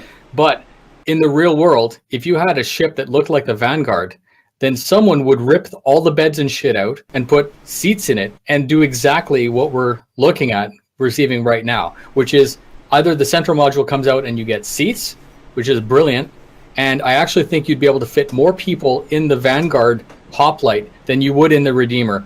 And a pure boarding ship doesn't need a galley, it doesn't need beds, it doesn't need a bar. Well, maybe it should, but maybe it should have a bar. Okay. Celebration afterwards. It should have, like, if there's 10 guys, there should be 10 toilets on it, and that's it, right? No, I'm just kidding. But sit in the toilet.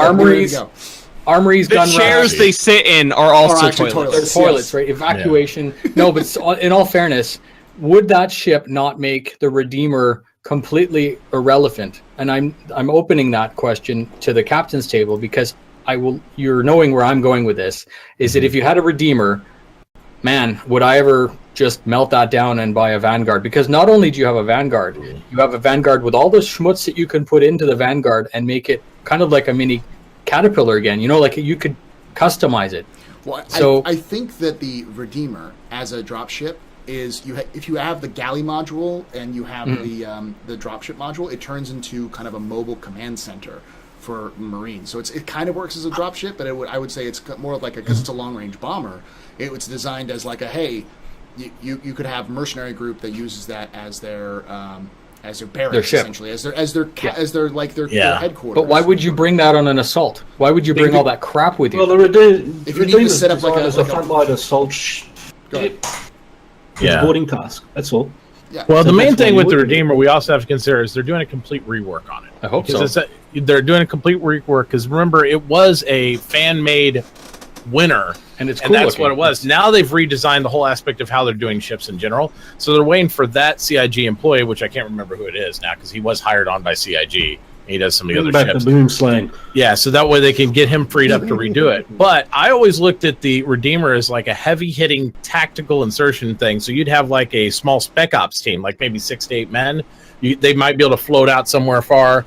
deploy, and then they'd have the ground cover and firepower to get that men out of a hot zone. Whereas something like a hoplite or some of the bigger troop carriers, I think would be more of a direct fire action where you'd bring them in, they all run out of the back and all that stuff. But I really hope with the Redeemer they widen it. I do agree. I'd eliminate the galley if it's military purpose.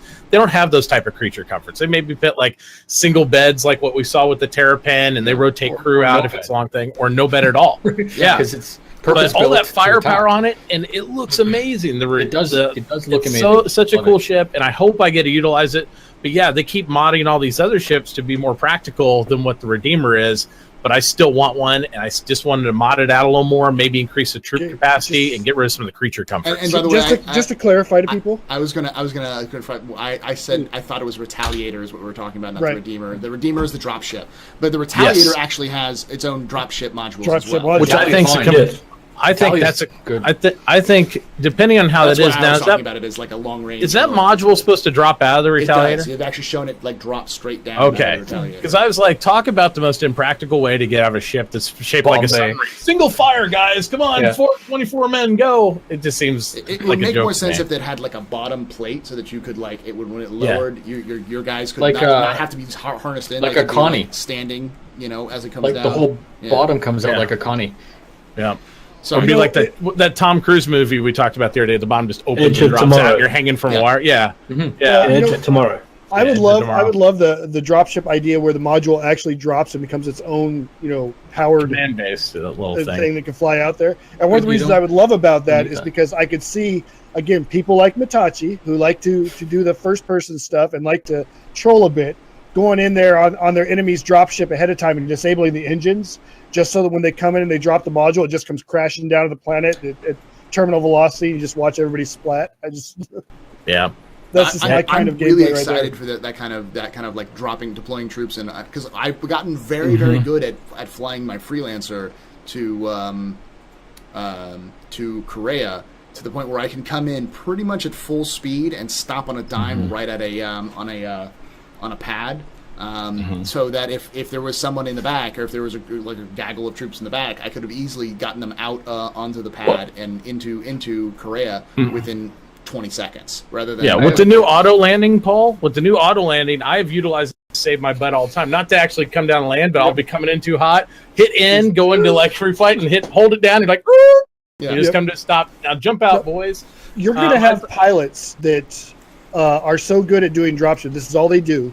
They will have stopwatches set up on their right by their computer, and they'll hit it at the right time. They'll know at the speed of the ship they're in, at the distance they are from target, when to tell their people to jump, out the back. So those people glide right onto the landing zone. Exactly. And that happens in Battlefield. I think there's pilots that can do that. Armor 3 does that. Armor 3 does that. Yeah. And Almost every good military shooter, regardless of what level, does that sort of thing, because it's not practical when you're in a fire situation to like land your ship right in front of all the enemy and do that.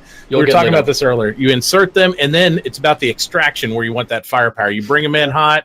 You have the guns, and like I think it was Hercom was saying up there. He said basically the Redeemer has those bottom turns that can sterilize the landing area. So if the LZ's hot and your boys are trying to get out, you can sit there and just light it up. And that's the fire like what Jake was talking about, where you can suppress a fire with your entire ship, the whole area. And that's what it's built for. Not really ship to ship, but ship to ground. And that's why I picture the Redeemer having over some of the other stuff. It's a ship to ground. And when we have planet side and all this other stuff, I think that would be a hot ticket right there. So what about the Vanguard? The Vanguard as in space boarding then, because the Vanguard to me, all of those weapons are in control of the pilot, or the pilot has control over them. So I don't care how many people you have in the Redeemer, in the turrets and everything. And I think there's size 3s. There's 2 size 3s and 2 size 3s as the turrets. And then I believe the pilot has, according to the stats now, and I know stats lie, whatever, 2 neutron guns firing forward, which is not enough for a dropship. Not for the pilot, because the idea for me with the Vanguard is you could almost leave the one guy in the turret or not and evac everyone to go do the mission, and that pilot is still self-sufficient with the amount of firepower that he has, because he's got the size 2 missiles and he has the size 5 gun, it's still a Vanguard. Like at the end of the day, it's still a Vanguard. It is still effective as a fighter, and that's why if I had one, I'm saying I would melt it. But I mean, we have to obviously see it, and you do bring a fantastic point that the turrets can completely suppress ground. And and in fact, they're individual from the pilot. The pilot can focus on radar, what else is coming in flight-wise, and they can focus on ground defense. And it's just, and I agree with you 100% on that. I think some ships are going to be better boarders, and some ships are going to be better to actually do ground deployment. And I think the Redeemer would be really good if they rework it right to do that. Another ship nobody talks about for this type of boarding aspect, again, and we brought it up in the past, was the Cutlass. You know, the Cutlass has that middle hole in it you can open up. That was I would love to designed- see the Redeemer. Doesn't the Redeemer have that as well? The idea I think it does.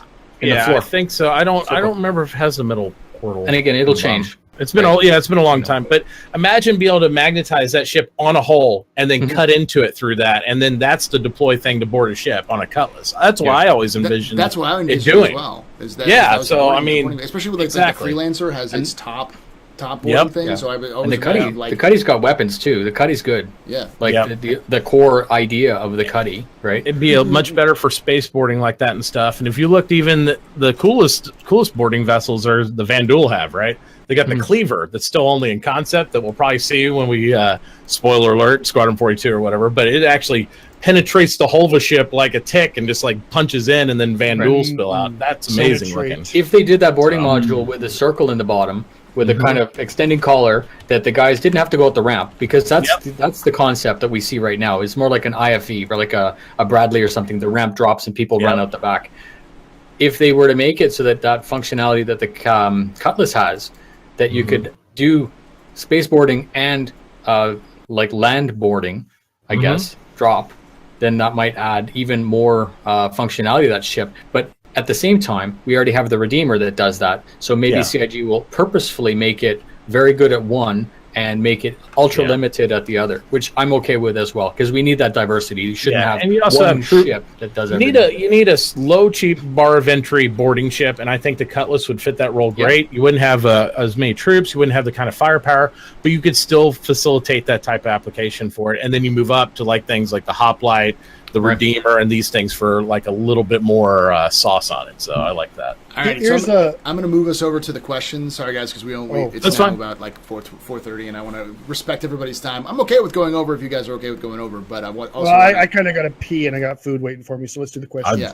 Bucket here, I'm good. If you need to go, go do the bio. But you know, all right. So the first questions, whether if you guys want to ask any questions, exclamation point question mark or exclamation point question or exclamation point questions in chat, we'll give you the link to the form that you fill out, and it gets compiled, and I can. You should read it also out. add exclamation point questiones. Questiones, yes. Just all I'm trying to hit every single little bit of the of the possibility that people would say. So the first question is from Zeusanoxia, which it's a very long explanation, but essentially you guys know that Namco Bandai used to own the patent to for having mini games to play during a loading screen, right? Yep. His question is essentially, do you think Star Citizen will ever do something like that, where you can play a mini game while you load stream, or it will just be the JPEG that we have right now? Hyper Vanguard Force in the loading screens, That would be please. That would be I amazing. hope that we don't need that, because everyone has Yeah. SSDs. It would just load. Like right now, it loads fast. So, yeah, I don't know. As long as it doesn't crash, I don't plan on turning Star Citizen off. I mean, Right. I'm with Matashi on that. Yeah.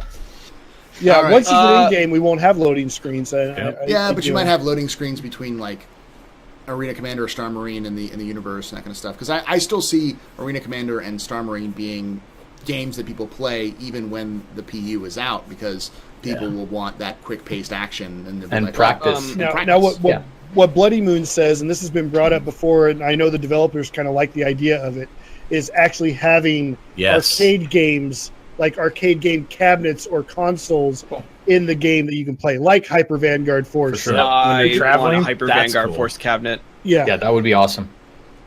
That would be actually I awesome. want a Hyper Vanguard Force cabinet in real life. I do. I would love that. I want a Chris Roberts variant of the chess game where you could have like Roberts as a king on each side and do like the Star Wars thing with a little hologram chess, and you have the whole CIG staff. like Lando. Battle chess. Yeah, that'd be great. Yeah.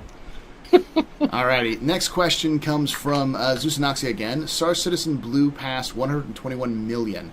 How do you see funding in the short term? Citizen Con, Squadron 42, Winter Holiday 3.0 drop, as well as further down the road, 2017. I think 150 million in 6 months. I think we're gonna get I'm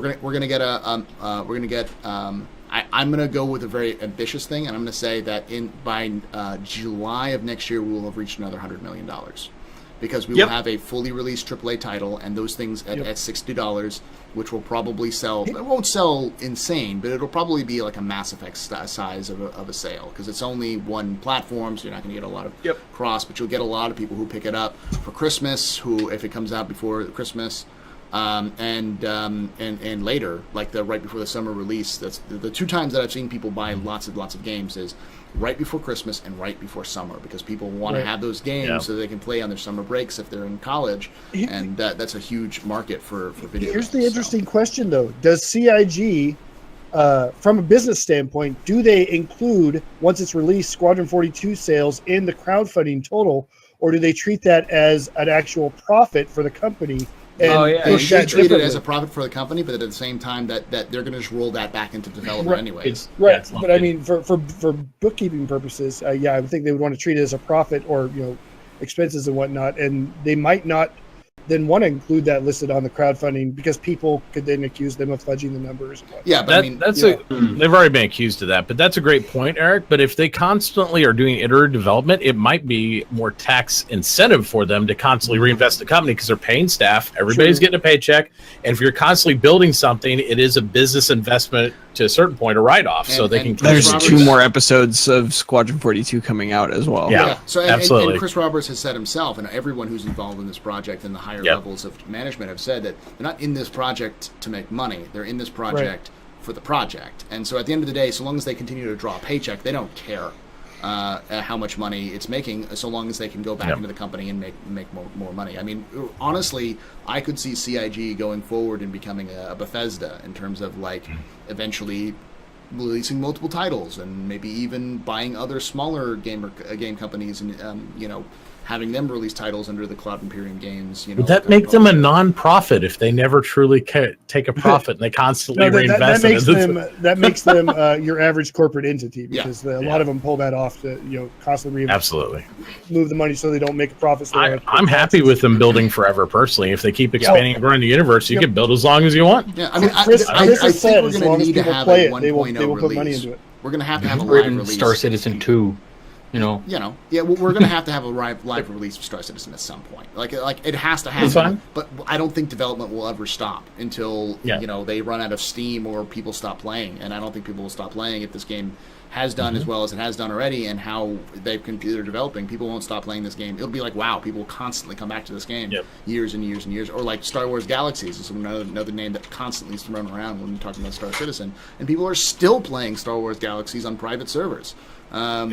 So, Team Fortress. They're still playing Team Fortress. Yeah, the original. Yeah, it's 10 years old. That's a great game. It is a good game. Yeah. The next question comes from Human Evil. Do you guys think the 4.0 the 4.0 patch taking us into beta? I believe so.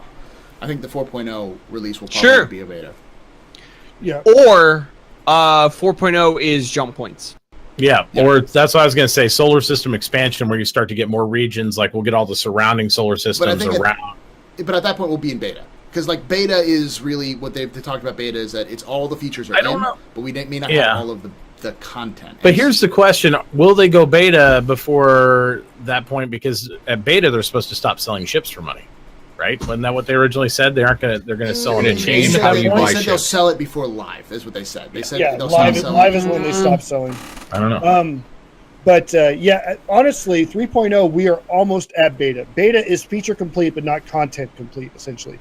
And at 3.0, we are almost at beta. We'd still need mining, a few of the other systems. Repair.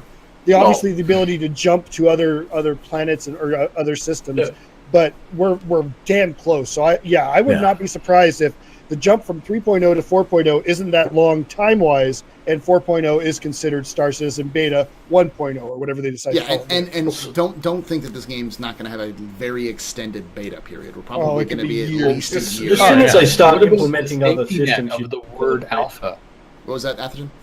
Yeah, as sorry. soon as they start implementing other systems, then you'd be looking at calling it a beta. Yeah, I mean, a lot of people still expanding call the what we universe. have now as kind of a pre-alpha. Even though they Yeah. call it alpha, it's really more of a pre-alpha because you still don't have even basic Well, features. 3.0 will be a true alpha in my books. Yeah. The great thing about CIG though also is they're willing to implement and expose systems for us to test and then say, hey, that's not going to work. We need to adjust this. We need to do something different. As a community, we accept that. So until we have all the base occupations, because they talked about mining and all this stuff being hand done to begin with, long before we have the ships to facilitate and support it, we won't know the true balance of that. They're going to have to tweak and balance it. They might have to change some of the mechanics. And we're willing to go through that whole process. So we don't know exactly when they're going to move from that aspect to like being beta ready, but I would think they'd at least have a roadmap fleshed out of, okay, we've tested this, we know this works, and now we're firm on the direction of going there. So because they can't know that until they hand it to us. They can test internally all you want, but until you put it in a larger group, it's not, you can't test economic aspects like that. It's just not possible. Eve tried to, and they failed repeatedly. Yeah, I think one of the big things to think about when we're dealing with Star Citizen in terms of the economy is that they're going to have to like probably do 5 or 6 versions of the subsumption in order for the game to even work like they want it to. Like so Subsumption 1.0 is going to be derpy as hell. Like I'm looking forward to 3.0 coming out and seeing like AI bartenders cleaning like the back of their cleaning a glass, but like inside the wall cleaning the glass, or turning around and shouting at a customer who's just sitting down drinking, like, stop fighting, yeah, you, and the guy's just gonna be sitting there and drinking. we're just talking. Yeah, the guy's just like, like sitting there quit drinking, fighting. just like not even paying attention. It's gonna be so fun to just see the derpiness, and when it comes out, it'll obviously iterate further down the road. But what they've been talking about in terms of a completely dynamic economy based off of supply and demand, that's going to take a lot of work. It's going to take a lot of people testing it and a lot of people breaking it. And I expect 3.0 is going to have a lot of meta because people are going to find where the cracks are, and they're going to wedge them way the fuck open so they can make as much money as possible. So, over a year ago, something that they mentioned kind of offhand was that Austin, man, Bless you. I'm dying here.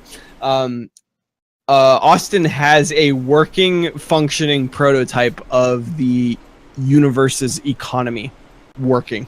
yeah, they had it written out in a like a pen and paper form, and they actually made a game out of it. It's just, well, like even like the software running, but it literally being just numbers. Mm-hmm. So You can't truly test it though until you implement in the wider universe. Even though, just to be clear to the audience too, the economy inside Star Citizen differs greatly than like what I referred to in Eve, because Eve is a player-driven economy where you could hold all the materials, stranglehold it, and actually raise and influence prices. Whereas it's 90% NPC inside Star Citizen, so you can influence localized economic things, but you cannot control it all because it will just constantly generate NPCs and missions to help like subjugate anything that you would try to blockade to a severe degree or anything. And eventually the cost, like by blockading, like say building up a large stockpile of like iron, building a large stockpile of iron, and then having your buds blockade all of the routes to getting into this star system or into this planetary system, so the demand spikes. You would be able to sell your iron at a premium, but at the same time, your buds would have to A, survive, and B, get out. Because the system survive AI. I don't actually think CIG would let the economy just hands off. I actually think that there will have to be some order and balance. Not even to the level that a government does. I would say even more control. And I'm not talking about like if someone's blockading that they ruin that person's fun.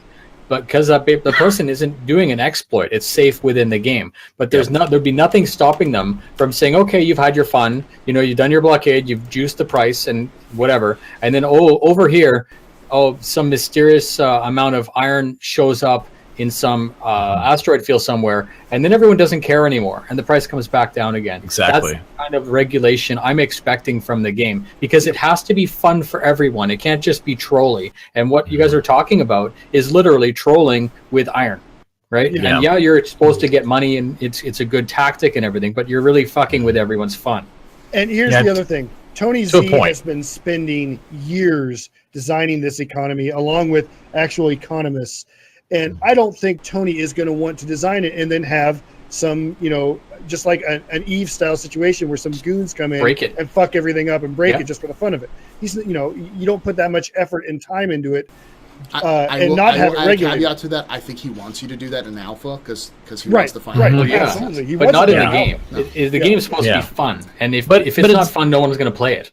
Now, But even outside of doing that, outside of just materially spawning, the unit that you're strangleholding, I would think they just send a fleet of AI and just break the blockade. I mean, you're not going to kill the Yeah. AI. It's going to be like, you have a blockade. Oh, well, that's great. The UEE said, Yeah. fuck that. You're messing with our money now. And they just spawn, here's some Bengals. Yeah, and and stuff. That's definitely another way of here's doing a it. little bit of a Yeah. here's a bit of a caveat. So I'm just people saying that the players will not be able to affect the economy. That is not true. at Right, all. it's Oh, not no.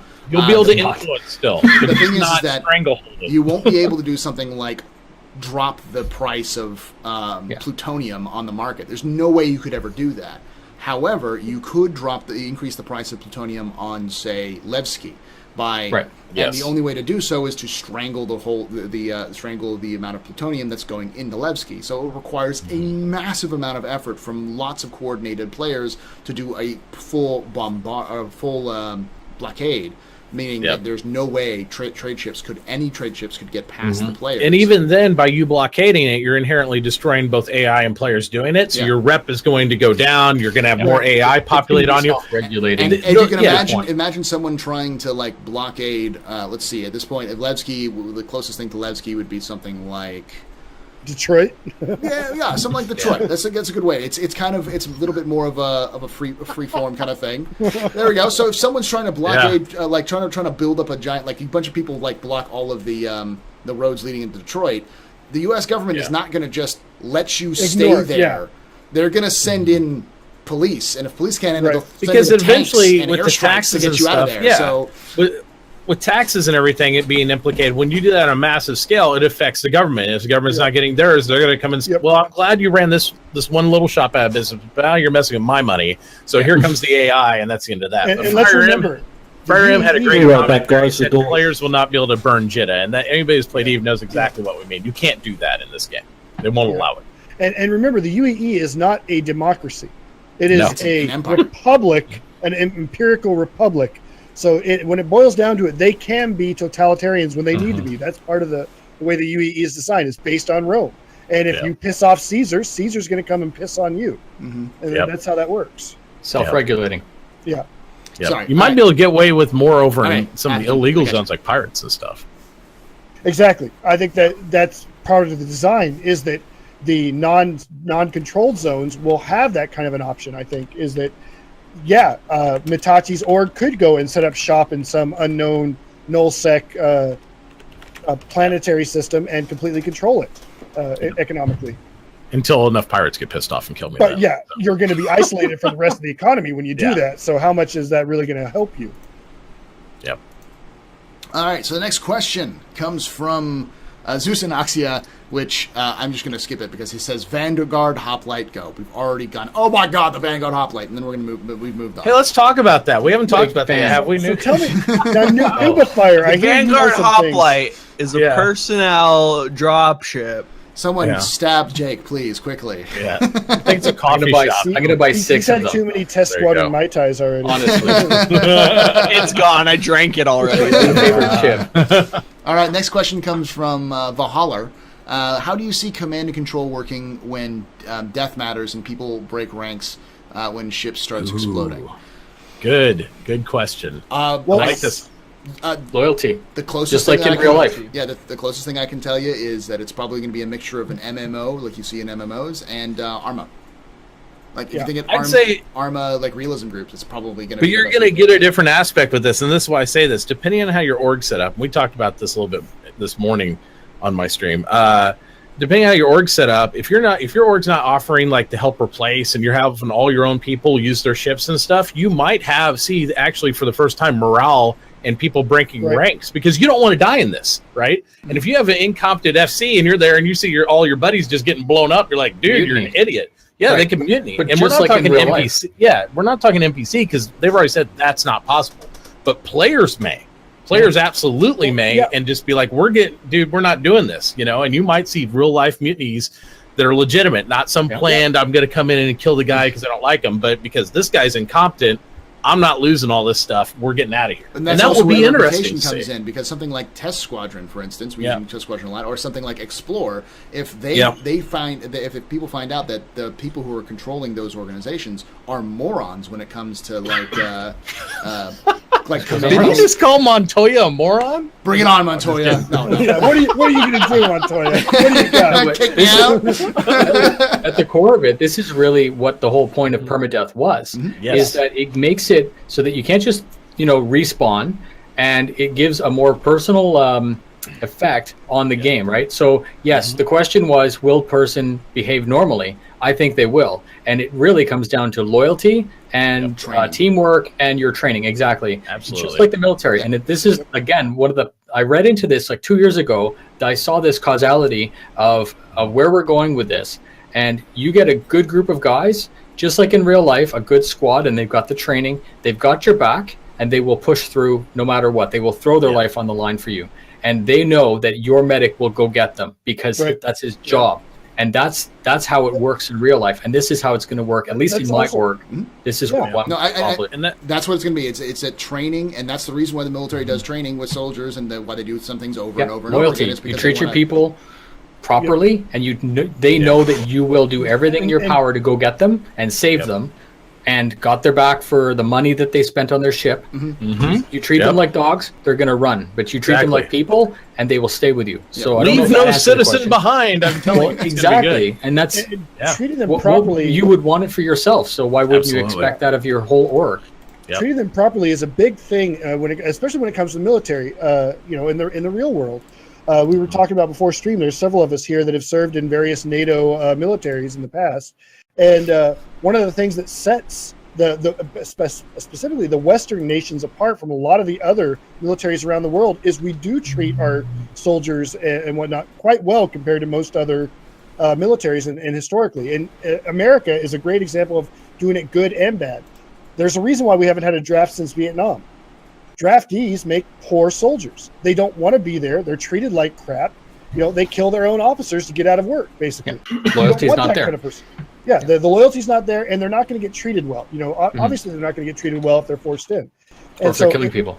Like Mitachi said, if you have the infrastructure to support your org when you go into a battle, your org is much more likely to be willing to do it than if they know that if they lose, they're out on their own. And that you're not going to replace their stuff. Given you might have insurance on your ship, but you still think about assets, men, your MP crew, and yourself. Cargo, no org can replace your rep. So at some level, you are going to sacrifice your rep through death or whatever anyway. So unless you believe in the cause and you believe in your org and their purpose, if you have an FC there that's just like, keep going, boys, and you just see them burning in the fire, they might not do that anymore for you. They might be like, hey, this is kind of idiotic.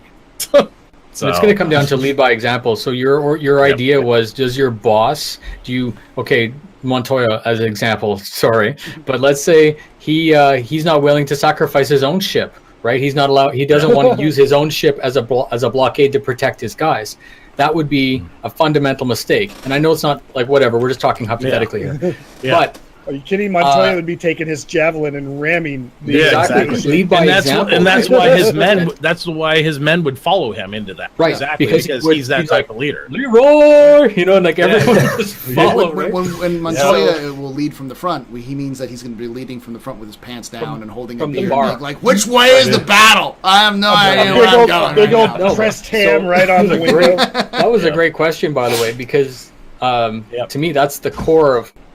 Partially what I wanted out of the game is to get that group of people, and most of the guys in my org are my own friends, and I know them in real life, and I know that they're going to play like that, and that's what's so appealing about that org. And the thing about it is that it's also one of the cornerstones of what they've literally been saying every time they get a chance to, which is emergent gameplay. That is I'm all So about there's it, multiple baby. player. requiring players All to, about it. It's requiring players to interact with each other without without game mechanics for the purposes of whatever individual goals they have. So an organization working together in a massive battle with another organization or with NPCs is going to have to learn how to work together to complete their goal in a non-traditional way, in a way that the game doesn't handhold you through it. So Absolutely. they'll give you the tools, but it's up to you to see how that ends up. And that's why I hope CIG keeps up with the, at least having some element of the rep, whatever, because it needs to matter to die in this. The problem with EVE I always had was the fact I would lead like 300, ships into a larger flight, 3,000 man engagement, and they could just die, grab a ship I had pre-built for them, and respawn, and then boom, just be back in the battle. There's no sense of loss in that. I mean, really, as long as I'm pumping ships at them, they'll just die going, woo, don't care. In this, I want it to matter. It has to matter, because there's no way to stop a griefer if he experiences no loss. Mm-hmm. There's no way to. So you're going to keep running into that type of stuff. And we're already seeing that even with just the simple mechanics that have been put into the persistent universe so far, where once you started killing people, the criminal ratings, we all know that. I think we've all made 5-star just to see what it's like, and it's a royal pain in the ass. Everybody's hunting you. There's only one way to become a non-criminal again easily, and that's to go to the one place where everybody has guns and is killing everybody else. It's Grand Theft Auto. And survive. Mm-hmm. Yeah, it becomes you become the target on Grand Theft Auto Online, basically. Yeah. And- Usually you got Paul Matashi standing there shooting you anyway. Yeah, exactly. Hey, I have it happen to other me option- too. It's all good there. Yeah. And your other option is to try to play the game for 15 bloody hours while not breaking another law. Yeah. With everybody going after you. It's Good luck It's with that impossible. too. yeah. And that's a basic system. That's a system that isn't even complex yet. Like, wait until they start adding in things like bounty hunting and stuff like that, which is Well, that's what I'm saying. And when we get new players coming into the game and they're asking, what is there to do in this game, right? Everybody's got them in their stream. What is there to do in this game? I said, well, you can run some of the base missions, or you can do emergent gameplay. You can come out here and we can shoot each other in the face, or you can just kind of look around and see what's beautiful. But that's what there is right now. There's a lot more coming, but that's all there is. If you're willing, if you watch some of the streams and you like that, hop in it. If you're not, just wait a little bit and you'll get a lot more. Because I don't want people to be disappointed. It is an alpha. It is exciting, all the stuff coming up, but don't overhype. Don't No Man's Sky this shit. And at the same time, right now, a lot of us have been saying, like I say, there's about 5 hours of gameplay that's unique in this game, Right. And which is not bad for an early alpha, which will increase with 3.0, obviously. But I think the main thing that for us, it's 5 hours for us. Probably not 5 hours for someone who's never played a space game before. And since the last major space game that I can even think about, other than EVE, that was similar to Star Citizen, is Freelancer, and that released in 2001?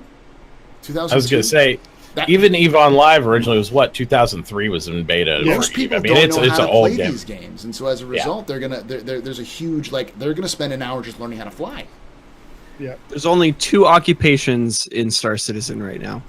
That's combat, any type of combat role, or what me and Paul enjoy doing, which is junkie relocation. Junkie relocation. It's like Benny's. That junkie relocation takes a long time. It's super hard.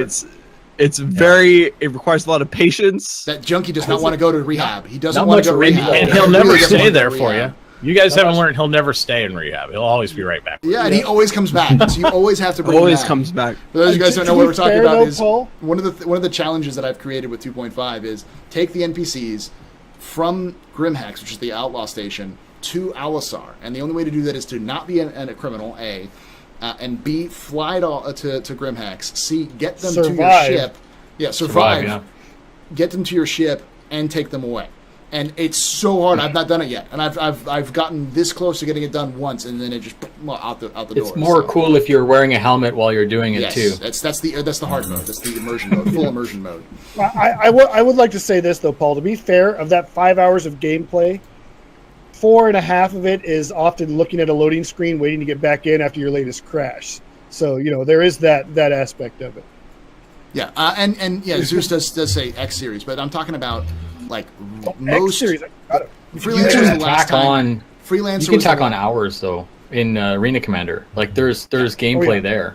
There's Yeah. so I don't think it's 5. Yes, it's 5 hours in the PU, but I think that you could probably spend 5 hours just looking at shit in the PU, and then go spend a week in Arena Commander. Yeah, no, Legit. there's a lot of content there, but I'm talking about your average gamer will have about 5 hours. Okay. So they'll Yeah. play around in Arena Commander for a couple of rounds just to then- see how it feels like. It's like, okay, I got the feeling for it. And then they'll go play It No just Man's depends. Sky. I've actually found some people, if they're not used to this type of game or they don't watch it and get the full take of it, they'll spend 30 minutes to an hour in it. And the first time they get shot or something happens, they'll put it down for a day or two because they don't understand It's like the frustrating. whole. There's no training, like we said. There's no tutorial. You don't know what the comlink symbol means. You go out into space, you get blown up. You're like, what?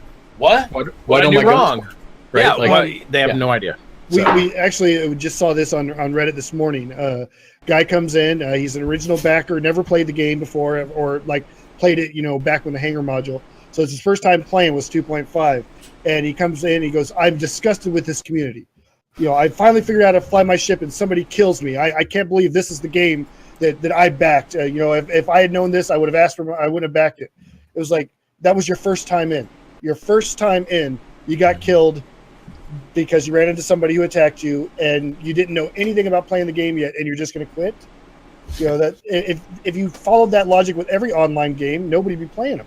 Well, and not to mention, once we have the more landing zones and plants, there's going to be multiple armistice zones. So you could pretty much quantum drive between armistice and never be attacked. I mean, that's the aspects that nobody sees Truck yet, right? Simulator 2016. Right. Yeah. You could No, you could protect yourself. You could not put yourself in that situation.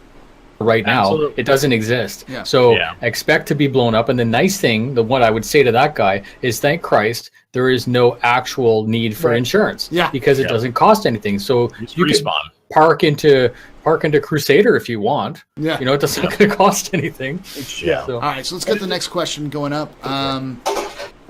Valhalla again. What do you guys think about org bases on planets? Can you imagine money sink building an org base? I believe that those things will actually be very useful because, because you could do things like stockpile. You can stockpile weapons and ammunition, and you can stockpile ships, and you can stockpile medical supplies, or even Or if you're a mining org, right? yeah. Mining Org, org is you gonna be could perfect. ferry all your Yeah, stuff there and miner then have org's whole links confirmed. pick it up. mini, so you can mini do that. Grimhex. Yeah, you can do all sorts of stuff. And the fact that Roberts mentioned there was actually a shield to help conceal it, like an actual shield cloak, which I find interesting because he said there's no cloaks cloaking. ever going to be in the game. Yeah. But he said it would help hide it. So maybe it's just an EM field. Maybe you could visually see it, but it's just something with mess with your scan. That's what I think. And is- we is haven't something seen Yeah. Planet 2.0, so there could be, theoretically, because I want to go for crisis level of like the jungles, you could theoretically build an entire base within the canopy of trees. Yeah, because he said you won't penetrate the ground and go in that because of the way they've mapped the planets. It Yeah. won't be like a No dig down penetration? thing. No penetration allowed. Sorry, Eric. Demand your refund on Reddit I now. know, because I can't believe I no backed this penetration allowed. No, Going but back to playing I'm really Pokemon. excited about those aspects. I think it's going to be so cool. I can't wait to see it. But again, I see that like it's more than a year out. I mean, more than a year out on that stuff. You're not going to get that type of stuff. And if they give it to us earlier than that, I'd be amazed. Yeah. I think that's just one of those things that they've realized with procedural planets. Hey, this is possible now. Yeah, it's a lot. So we're going to try to do it. It's a lot easier now that they've looked at it and they've looked at how they've been building everything else. We're like, this is a lot easier than we originally thought, so we're going to be able to do it. But I still don't think it's going to be at launch. I think it'll be one of those things that'll be like the after. first major update after launch. Will introduce that, Yeah. which Maybe makes sense so, because you don't really need it because like the first when it launches, everyone's going to be going off doing their That's their That's an interesting thing. Do you guys think that they'll keep up a PTU even after launch, where Yes. we'll have like a test universe Yes. where we can do stuff? Just like I- Battlefield. WoW has its test realms. WoW still has it. Yep. Yeah, you've Yeah, got, I think that's going to be really you neat. also have So, Battlefield still has its test servers. It's Overwatch. Yeah, Has Eve still got the test server? yes, Eve has a test server. It's Yep, mirrored it's of the still whole got one, universe. hasn't it? Yep. Yeah. A company Where would be you can go. reckless to not have that at this day and age because people will volunteer their time to be the free beta tester. and So to it would get be the first look at the new content kind of thing. That's part of Yeah, it. and Eve also, a lot of orgs use it for battle tactics. They use it for the tournaments that they do in Eve, which I can't wait for the new updates to Arena Commander and Star Marine. Hopefully, eventually that'll become some sort of esport. Oh yeah, inside we can't force the the game. The Would be community amazing. has to support the esport. So Well, if they give us the tools, we'll make it happen. I Yeah. tell you. Exactly. I've gone on Evolve this. forced it, and look what happened. Yeah, you can't force it. Evolve forced it. Yeah. Look what happened. It was dumb. All right, guys. So we're coming up at the end of the show normally. So if you guys are good for a couple minutes, if you guys need to take a quick bio break, McKetton or good. anything else like that, let me know. Let me go dump my bucket. I'll be back. Okay. Yeah, I gotta go recycle this beer here. I've got a sandwich over here. But That's we'll what I've been be, doing. but we are going to be continuing on just here to get to some more of these questions because we get a lot, like as you can tell watching the stream probably, that we like to talk about Star Citizen and we just kind of go from point to point. That's kind of how this whole thing is built on. So I've been doing it since 2:00 this afternoon. So yeah, we've been here since 2, setting everything up, and then it's been doing it for 3 hours doing this stuff. So now. I will do my best to answer all the questions, but there's no guarantee that we will be able to answer all the questions. So when those two guys come back, we'll if there's any kind of big question, I'll wait for them to come back for that one. But the next garbage questions out. Yeah. I'll Well, I answer mean, the there are a couple of questions in here from new players who's like, "What is this? I haven't heard about this in a Sure. while." That kind of stuff. So I do want to pick those out as well. First question is from Bulkheads fan 420, Bulkheads 3. We've had a lot of we've had a lot of How many question marks are after Bulkheads 3? Screw you, Jake. All right, but anyways, Bulkheads, if you guys don't know, Bulkheads is a Star Citizen machinima, which I myself and Jake even are involved in.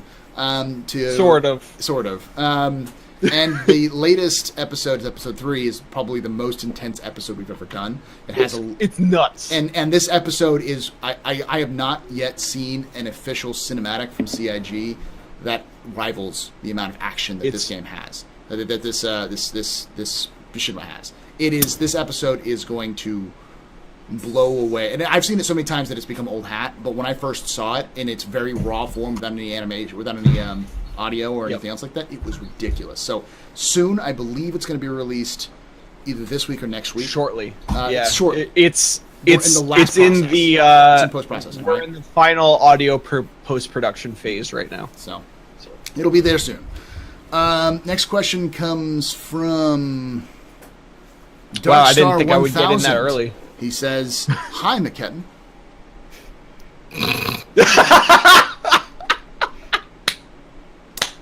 I don't know if McKetton is worthy of your love. Okay, we'll do the next question then. I know he was in there, so I wanted to do it because it's possible. At Noobify, Warning Sign Man asks, "Will we be seeing the Grimhex variant of the airlock sign in your store?" So it's the Grimhex variant is a little bit smaller. I have that. I have his. It's a different color too. Yeah, it's super cool. Yes and no. It's not my asset. So unless you guys are interested in me making an artistic variant of it, I don't think that I want to put myself in the position where CIG feels that they need to act against me for stealing their shit. Yeah. Good answer. I will say that if any rock bands out there want, or like any like heavy metal bands or death metal bands want some idea of our cover art, that Super warning cool. sign is probably the most metal thing I've seen in Star Citizen. It's prettier than the other one. I wanted to make the RoboCop variant, like when the guy pulls his head off his shoulders in RoboCop, the original movie. That'd be cool. Just do it for him. There'd be an artistic difference. You could do that. Yeah, with the whole helmet coming up. So yeah, and the spine, think part about of it. That question. Thank you. I will You'll let think you know. about it. Okay. Yeah, but there's always these you can buy. There you Merchandising. Yeah. You Merchandising. Can go get that merchandising. Merchandising. Spaceballs was awesome. Nubsley asks, Paul, now? do you what do you think is going to be like to losing to me in a dragonfly race on planet's surface, Kappa? I think Kappa. I think that's them's fighting words. Let's you and me, Yella, 3.0. Okay, you and me, we're doing this. Okay. I'm gonna have Mituachi out there with his sexiest bikini, waving the starting flag and Probably with a sniper rifle. It'd be a very short range. Right on the back of your dragonfly with that sniper rifle in hand, according to. Well, it doesn't work yet, Lando. and I don't think that they've said that. It'll be cool. You could do death races though with that and the rovers, and like have all sorts of stuff. That'd be really neat. Yeah. Alrighty, so the next question comes from, let's see, Bozo Rex. Although game promotes to be peripheral agnostic, what would you each think to predict to be the king of peripherals come a year after the game's release? Honestly, nothing. Whatever's you're most comfortable with. There really is no... Dual sticks. Try it. You'll love it. Mouse. What's that thing? Mouse. No. There won't be one, honestly. Unless you're talking about ridiculously high competition levels, there's not going to be really much of a difference. It matters of how comfortable you are. Currently, I use a HOTUS, and I know people who use dual sticks. I can get in a fight with McKetton, and I can beat McKetton, and vice versa. Well, it's happened before. I'm left-handed. What matters more is our skills with our peripherals than the actual peripherals. It's very much true. So once I get my power glove working, you guys are all I'm on a DDR, man. DDR pad. I use mouse and keyboard when I'm doing FPS. Yeah. Or no, I use mouse and keyboard while I'm flying a ship, and I use dual sticks when I'm FPS. Yeah, just to be different. Funny thing is that the dual sticks is actually a mech warrior or the like a mech kind of cockpit style. So yeah, I've gotten all kinds of questions from Titan anybody armor having nothing to do with Star Citizen. The guys, obviously not the DCS crew because those guys are HOTAS bound, but it was incredible how wide that video went because again, it's appealing even to the Elite Dangerous guys where it's like, what the fuck is this Star Citizen shit, right? So it's kind of funny. Well, I'm left-handed, so anything fucking works for me is fine. So you're a hard ardent T16000M fan because I think that's the only swappable. That's the only swappable with dual sticks. Yes. Yeah. Very Without good buying value. something customized. That's all you can do, really. Yeah. Next question comes from Anon. Question: would it be a good idea to upgrade my lowly Reliant into a Terrapin now, shelling out an additional $130, or just get it Terrapin in game? Thanks. I'm going to give my boilerplate response here to any time somebody asks me, is it a good idea to buy this ship or do this or whatever? No, because you are not buying the ship. You are pledging the game. And no, because I don't know what you like in a ship. Yeah, and on top of that, you got to remember, ships Terrapin change. is too specific.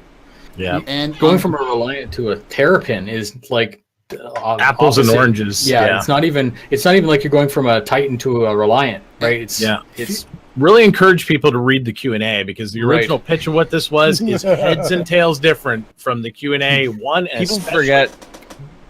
People forget a lot of the time that progression in Star Citizen is not really, like, it's not like gear in World of Warcraft where like the next piece of gear is better. Right. It's specific to a role. It's a web.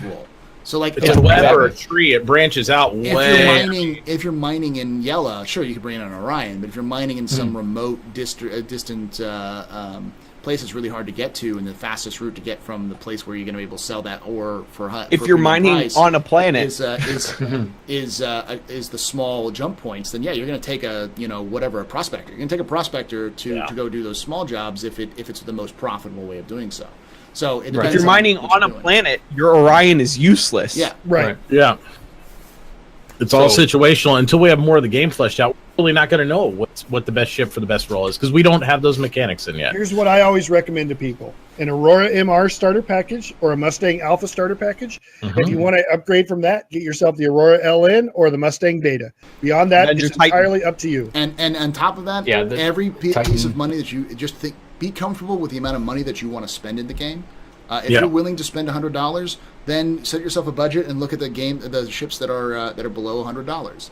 If you're willing to spend more than that, feel free to do so. But at the same time, remember that these ships do not get attached to these ships. Don't be like, I spent $250 on a constellation and it only took that guy 16 hours. I don't think 16 hours is enough time to earn a constellation. No. It's going to happen. Like the value of your ship is not going to mean shit in the universe. Someone's going to find a constellation. Yeah. Right. And fix it. In the first day. They're going to find like first hour, first day, they're going to find like a retaliator and sell it and be like, I got a retaliator. It's common knowledge. You buy to support the game, to back the game. You don't buy to have the ship. I think that was probably one of the coolest things in the 3.0 demo was like, we were like, oh crap, Dragonfly is awesome. Freebies. That was loot Yeah. for that mission. Flyable loot. Found it. Yeah, that was $35 in loot to Yeah. people who think they're buying a ship for $35. You know, Yeah. and really, if you look Found at it like it. they're saying, yeah, and you look at it like you're backing the game, you're helping the game, and they're giving you a free ship for your level of pledge. It's just like if you sponsor like a charity, they give you a free gift for your level of charitable donation or whatever. Totally. That's how I look at Star Citizen. If I'm going to drop $200, it's because I gave the game $200, and look, I got some cool shit as a side thing. If you're the guy who gets on like Channel 19 PBS and you like actually support the stuff because you want the tote bag for $48, you're crazy. Yeah, no, and I will Go buy a tote bag. I will I've reiterate. got a tote bag. CIG is not got a a tote bag. is not a charity. They're doing this to make money. The reason Yes. why I'm emphasizing the fact that the reason why we emphasize that it's a donation is more that whatever level of money you are willing to spend, because at the end of the day, I like to use. at the end of the day, you're I like going to to- save a lot of heartache if you buy a ship that you specifically bought that ship for that money. You're going to end up being pissed off if that ship doesn't meet your expectations. It's Or B, going to someone else can do it. change. Yep. Yeah. Like the That ship is going $200 to constellations, I guarantee at some point, if they allow player-to-player sales at their game launch, those are going to be a dime a dozen because everybody's got one. And it's like, oh, well, there you go. I spent 5,000 UEC and got Connie's. It's gonna be I think- stupid. You know how, not to pull it back into the meta Twitchy verse again, but you know how like a lot of people kind of shy away from the word donations when it comes to Twitch, and they usually try to use the word tips. I kind of have done that with Star Citizen, but I don't use tips. I use contributions. Yeah. I actually pledges sounds too infomercially donation-y, PBS. And donations has like a charitable connotation to it, right? Like Yeah. like you're not getting it back. Yeah. Yeah. The word donation is you're not getting it back, whereas pledge Yeah. is gray. Contribution, I like to use that because you're contributing to giving someone a salary. Mhm. Is what it is. It's like I want this game to succeed, so not concede, succeed. And so I'm contributing so that someone who's working on the game has a paycheck.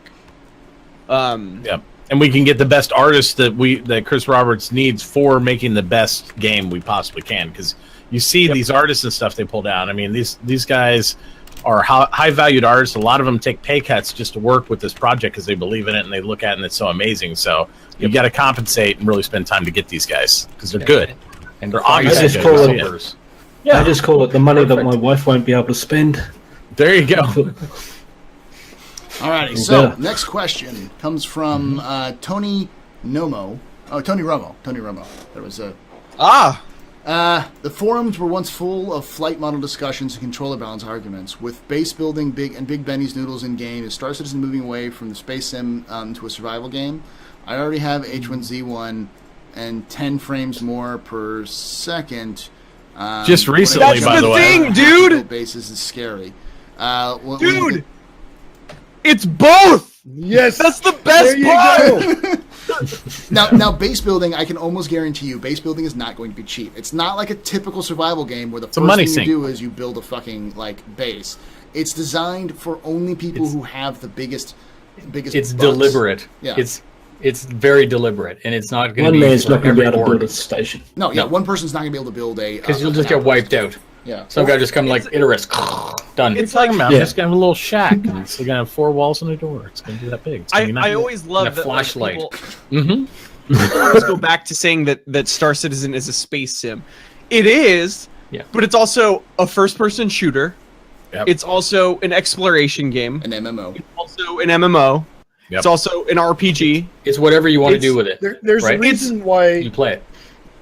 It's all there. Reason why Chris calls it a first-person universe because yes, it's a space sim, Yeah. but guess what you do in space?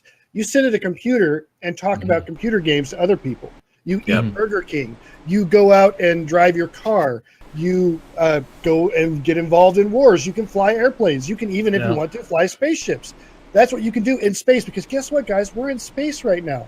Unfortunately, we don't have doing. zombies yet, but I'd love to see zombies cross space zombies from There's going to H1Z1. be Bring space enemy. zombies. I guarantee you. Please. A new enemy that comes in and happens. I starts killing the guarantee it. Vandul. By the way, I that'd just be guaranteed amazing. space Guys. zombies for Star Citizen, which is totally wrong. But Space I don't give a zombies. Space zombies. Guys, 3.0, fuck. Space zombies. Good. that demo, Zombies confirmed. I wanted so bad those frozen people that were floating. Oh in- yeah, in for him to like the look over Starfare. or something. Yeah. I wanted like freaking necromorphs to come out of their chest. You know, and I was waiting Oh, for. They did that preview in Around the Verse with aliens. with him, where it was closing up, getting Yeah. up close to his. I just face. wanted to finger I was- twitch or I was an eye wait- I was twitch or waiting for him something to kind weird. of go. But he's frozen. Or He's not something going like to that. twitch if he's frozen. Well, they don't. I- they're not firm. Like whenever they hit him in the demo, right? They kind of move still anyway, right? They didn't go tink, ice. it was creepy not frozen enough without solid. all of this I extra saw shit. that and started Yeah. to think to myself, oh my god, here we come. I just want one, guys. Korea. Please, I just want one fucking game to not have goddamn zombies. Can we just No, we need zombies. We need the zombies! Listen, Eric! at the end of the day, Eric! Breathers. at the end of the day, guys, I believe that there will probably be some sort of acknowledgement to most of the sci-fi tropes in the game. We're going to have a xenomorph. We're probably going to have some kind of necromorphs. We're probably going to have some kind of space zombies or something like that. Just because We it's can go in part of between the Go tropes. Reavers. And Reaver kind of stuff. I mean, we're going to see tropes in the game, in the universe, because the universe is so big. They're going to have to fill it with something other than, hey, you, Philip J. Fry, take this package from point A to point B. That's not going to be enough for people. You're going to need to have We some also more variety. Yeah. We also forget that this is a Chris Roberts game, and he is the campiest of writers. Oh yeah. So we need the cheese. Just all of it, mozzarella, Yeah. Gouda, Yeah. just all on it, all. I don't everywhere. think we need. Nice I don't Gouda. think we need zombies right away because No. you guys No. remember the first time you did that mission, the Darnell is an asshole mission. Mm-hmm. You remember how you were there by yourself? It's super creepy, and you just hear some guy launch into your sector. You're like, oh, Yeah, you're on you get rattled. super survival mode, right? Yeah. And it was totally black and everything. And I do remember, like, I played it a bunch of times, and it's kind of worn off, but it's still creepy. The first time you see that, it's super. And again, you put yourself into that Starfarer 3.0, it's going to be that situation all over again. I don't think that we'll ever get fully accustomed or okay with it, right? Especially if you're by yourself. If you're with a group, then whatever. But by yourself, it's going to be that horror story. A lot of Crazy. that stuff. A lot of that stuff I really want CIG to just quietly put in the game. Oh yeah, no, because I want Creepy we want or a guy that pops out. we want the Yeah. the Starfarers to, like, those abandoned Starfarers or the Idrises that you find, to be crawling with something you don't know, and it'll Right. sneak up on you out of nowhere. Like the Nanobots. first moment you experience, if you played Alien Isolation, the first moment you experience the alien coming at you is one of those moments that just you lose your shit Or just because pop it's you just up. scary. Literally. Clean up aisle one. Lest we forget that Covalix was not announced. No, it was just in. Here's the thing. I fully expect that, yes, there's going to be at least some sort of instance kind of Easter egg event where you do come across a derelict ship somewhere, and there's a chance that you come across that ship, there's going to be somebody inside that for some reason survived the exposure to vacuum. And now they're crazy or whatnot. I'm sure they'll do something like that.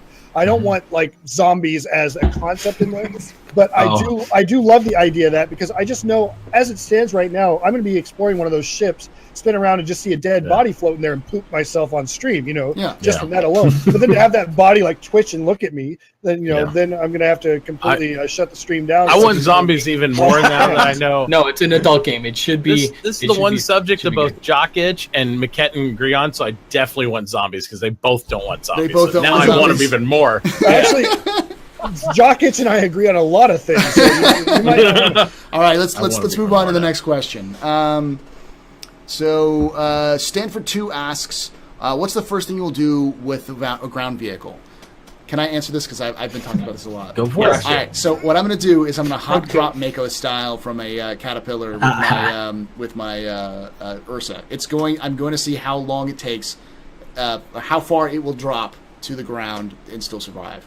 I don't know if there's Test any that rockets on the suspension. Yeah, test See that if the suspension. wheels come off. Yeah. I fully expect it to hit the ground and explode the first time I do it. But still, the idea of like, woo, through the atmosphere Yeah, on an making salvage for Ursa. someone else, right? That sounds awesome. That's why people want the jump jets. Yeah. Because you can like drop from mid-atmosphere and Yeah. then just hit those jump jets and land. It would be so good. Well, that's why I think if those people who are Battlefield fans remember Battlefield 2142. 42. And I would love to Oh, see yes. the drop pods that come out of stuff where they Yep. have the reverse thrusters. That's how you should deploy in, where it breaks open when it's dirt, and you and maybe not single player even, but like you and maybe 4 people could like hit the ground running and stuff. That would be amazing to me to have that type of aspect in there. I think it'd be fun. Like an ODST pod or something No. like that. ODST pods. Yep. One of my plans that I want to do with the Ursa rover is to get 2 ships back to back in space with their cargo bays open and try to jump from one to the other. Oh yeah. Evil There's so many Knievel cool there. things you can Evil do, and Knievel, like everyone's gonna do the drop with the what are they called, the dragonflies. Everyone's gonna do the like, we're gonna drop out of a dragonfly, hit hover, and then like hit the ground and kind of skid. And I'm sure people are gonna be exploring the planets. If they are gonna do planets 2.0 for 3.0, which they have said, which includes things like vegetation and such, there'll be people will just spend entire days, weeks, months just going around those land masses, exploring the countryside, just looking at what the game has to offer. Right. Just thought of something. If you were to take that freelancer with the rover in it, and you were to troll some guys like, "Hey, hop in, it's going to be cool," and then you just do this and you bugger off at like, mock chicken, and he falls. That's another way of making salvage. I guess it's another job. Salvage I've got to be a creation. fanboy here, and I want to do the Firefly Serenity. I want to do the Barge Swallow. Oh yeah! Oh, yeah. Yeah, There we I go. want to pick somebody up on the move. That was be cool. also We need a in mule. I mean, we do need a mule. Yeah, Star Yeah, Trek. that would be cool. Star Trek Nemesis. Yeah, Nemesis. Yeah, Yeah. I want to do that and then just go crazy. Worf was like- super cool in that one. Alrighty. Oh So yeah. the next question comes from Human Evil. CitizenCon, what are the chances of the demo they show including landing on a planet in a jungle area where they could find a crash Idris and fight pirates with the hull of the ship? 90%. Yeah, they're there. They just have to put assets on it. Spoilers. Yeah, goddamn, man. Why do you got to tell us the entire... Spoilers. No, I'd be shocked if they didn't show flora and fauna like on the next thing, because they talk about the V1 version, what we saw, the version 2. No, they version. said they are. Yeah, Yeah, I was going gonna to say, Flora and Fauna and yeah, V2, and then they're going gonna to show all that. They're gonna probably be going to show amazing. an Idris off because it's going to be a little bit more, and it'll show off the damage days because they like to show off the damage. Polaris. This is gonna be too. done. Yeah, Oh, I'm yeah. going to go pessimistic on this and be a little conservative and say it's probably the chances are about 111% or so. Yeah, he's actually being very, very 100%. low for that. No, but we're probably going to Yeah. see landings. We're on vegetative planets. We're going to see flora and fauna. We're going to see probably some more of the Idris. We'll definitely see some stuff from Squadron 42. We'll probably Polaris. see some NPC missions. So like you're fighting off an NPC in space and on the ground. Guys. they'll have some more stuff done. If you remember, South by Southwest 2015 is when they showed someone taking off from ArcCorp. Oh, yeah, that's right. Yeah. I want that. I just want to see the Polaris because I think it's going to be a really cool. Oh, ship. I want to see. I And think the Polaris would be there. Ben Lesnick already leaked that was going to be at CitizenCon. Yeah. Oh, really? I didn't see that. If you go back and watch Nikki D'Angelo's show where they talked Okay. about, he leaked that the Terrapin was going to be the sail ship before Gamescom, and so 100% right. So Polaris, Yeah, CitizenCon. spoiler alert, Ben. Yeah. Thanks a lot. That's all good. Hey, we don't have any images still, really. No solid images Yeah. out, so I just want to see it. It's going to be amazing. Have the cruiser. Shadow Spear asks, there's a lot of information in this game that you have to dig for. Are you guys afraid CitizenCon bringing bad press because of the real alpha? This is a real alpha and still a couple years from being complete. I think the community has been doing a very good job overall of explaining to people, because we've Doesn't been... matter. This has been a game that's been in progress for Yeah. 3 years. So we've had a lot of people who've been coming onto streams and YouTubes and that kind of stuff, and the Reddit and other forums and all kind of stuff, and saying, "Oh, should I buy this game?" And everyone, I think, universally at this point has said, "This, just know what you're getting into." This is the only game you can go in almost anybody's stream, anybody's chat, anybody's podcast, and when that question is asked to a new player, everybody in chat's like, lowered expectations. Yeah. It's like everybody was like, dude, no, it's just an alpha. Just watch it. And you go to any other game out there, any game that's alpha, like, this is the best thing since sliced bread. Buy 1 million copies. And here we're like, dude, just take your time and Not check yet. it out. You got 2 Yeah, years. don't let then the you have hype no bite you, multiplayer. because a lot of So people- cool. People Yeah. want Guys. the hype. They want the hype from No Man's Sky. The No Man's Sky got, but See, I don't. We don't the- want that. Overhyped. We do That's not one want of the- that. Yeah. I'm gonna be the games journalist okay. because Uh-oh. that's literally what everyone who is a game. I have to do it because Do everyone it. else do is it, doing games it. journalists. Do it. They, in comparing Star Citizen to No Man's Sky, the problem with No Man's Sky was because of how vague they were about the features and the things about it. Yeah. The community was on full hype alert, Yep. like well, 24/7 hype. Just Yeah. they're just sitting there like lovesick teenagers, like oh, Well, and imagine. the bad thing with that Sean Murray, he lied through omission. When people asked him questions about multiplayer, by him not responding, it's basically like lying too, right? By them saying, "Oh, And- it's gonna be so cool, you can do this," and he just sat there and let him do it. And that's Like, that's the difference with Star Citizen's community is that Mhm. we're sitting there literally telling you to manage your expectations. Don't buy it yet. It's gonna And be CIG, like we that's believe. We constantly all saying- believe this game is going to be Yeah. bigger than Jesus when it comes out. But we also understand that a game that's bigger than Jesus is going to take a fuck ton of time to make. And here's the thing that, every once in a while, well, not every once in a while, for a long time, it was all the time. We'd get people that show up on our streams and they'd say, Chris Roberts lied about this or Chris Roberts lied about that. The thing is You Chris, still going? what the hell? It's all right. Chris didn't actually lie because almost every time he said something, it was, we hope to do this, or we're trying to do this, or they've always said, we may not accomplish it. Or as Disco likes to say, we reserve the right to change things for the better. Yeah. We're going to try. Yeah. We're going to try to do it. we'll try. And sometimes, every once in a while, we'll get that thing, as we saw at Gamescom. Every year. Every year it's been like clockwork. Procedural Planets was an R&D stretch goal. They were saying we're going to start thinking about it by the time Star Citizen 1.0 comes out. Thank We're you, going to Germany. get it this year in alpha. Yeah. It's crazy. That's And That's like, why we- you like need to what we manage talked your about before, expectations, and what we 'cause we'll be talked about surprised. before is that it's a build-up. So, like, we're going to be getting planetary landing zones as fast as we were getting ships next year. I guarantee you that's what. It's just going to start happening because they're going to have the assets ready and it's just going to be churning it out. But be still my beating heart. but it's going to take a year to do so. So like Yeah. it's we see this train is slowly moving out of the station. It's building up speed as it's going along. So we know we can see. We have been to the mountaintop and we can see the promised land. It's just we One of the- you all everybody else hasn't been this kind of immersed into the game universe as we have. So it's kind one of the things that I want CIG to do is just put a jump point in the game without telling without anyone. anybody. Yeah.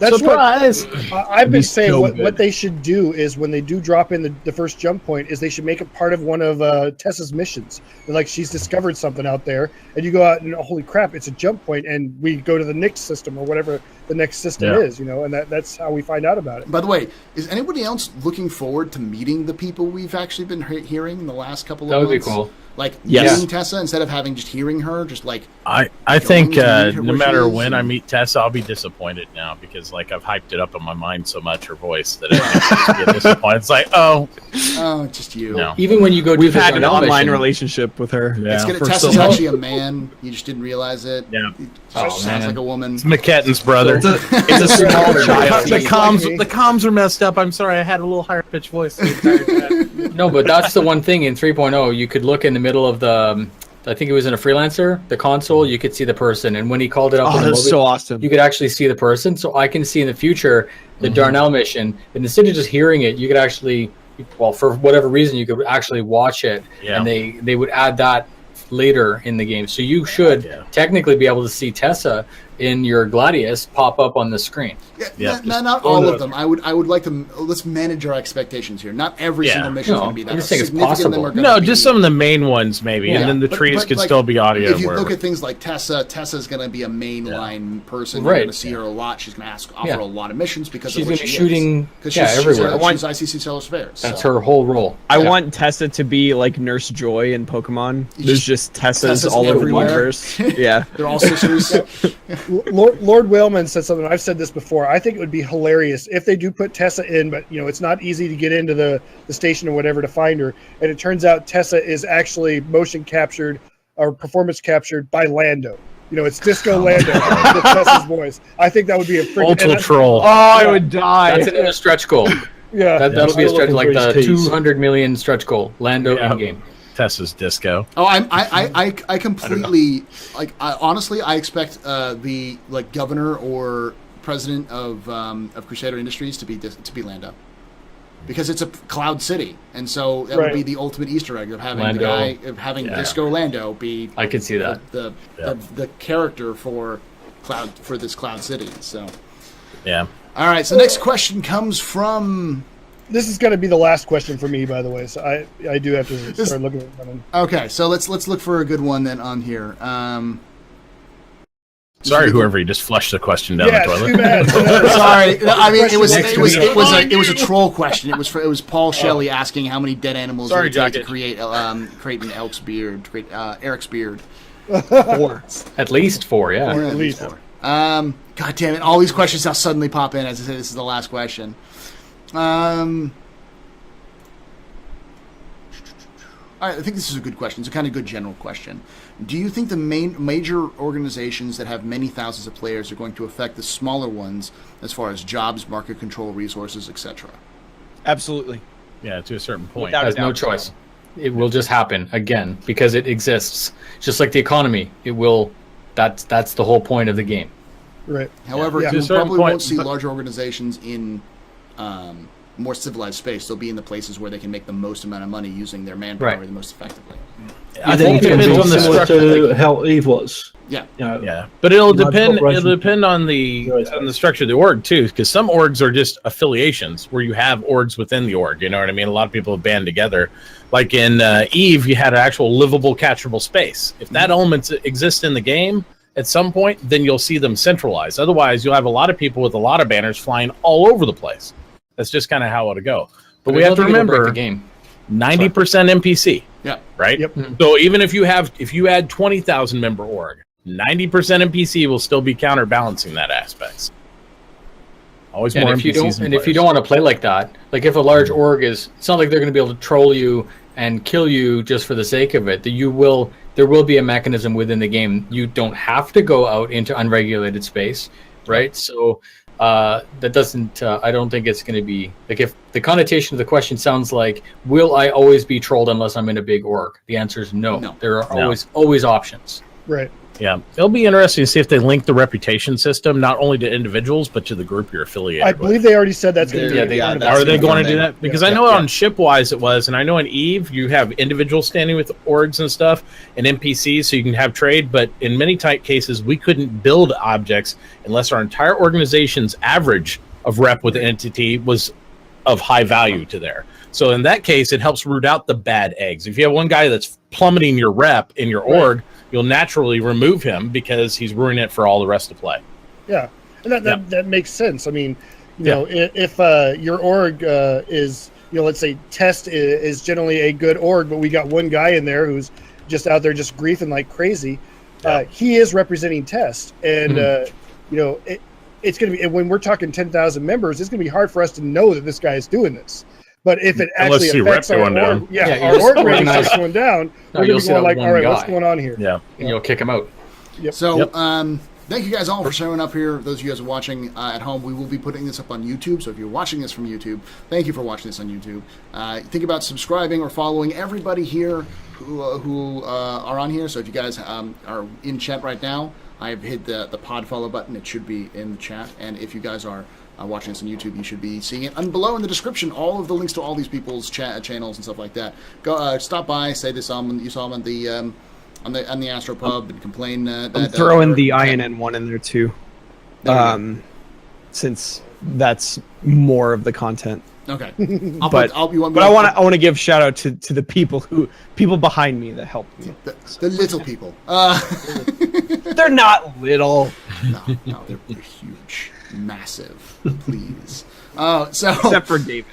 I would like. That's why they're behind him.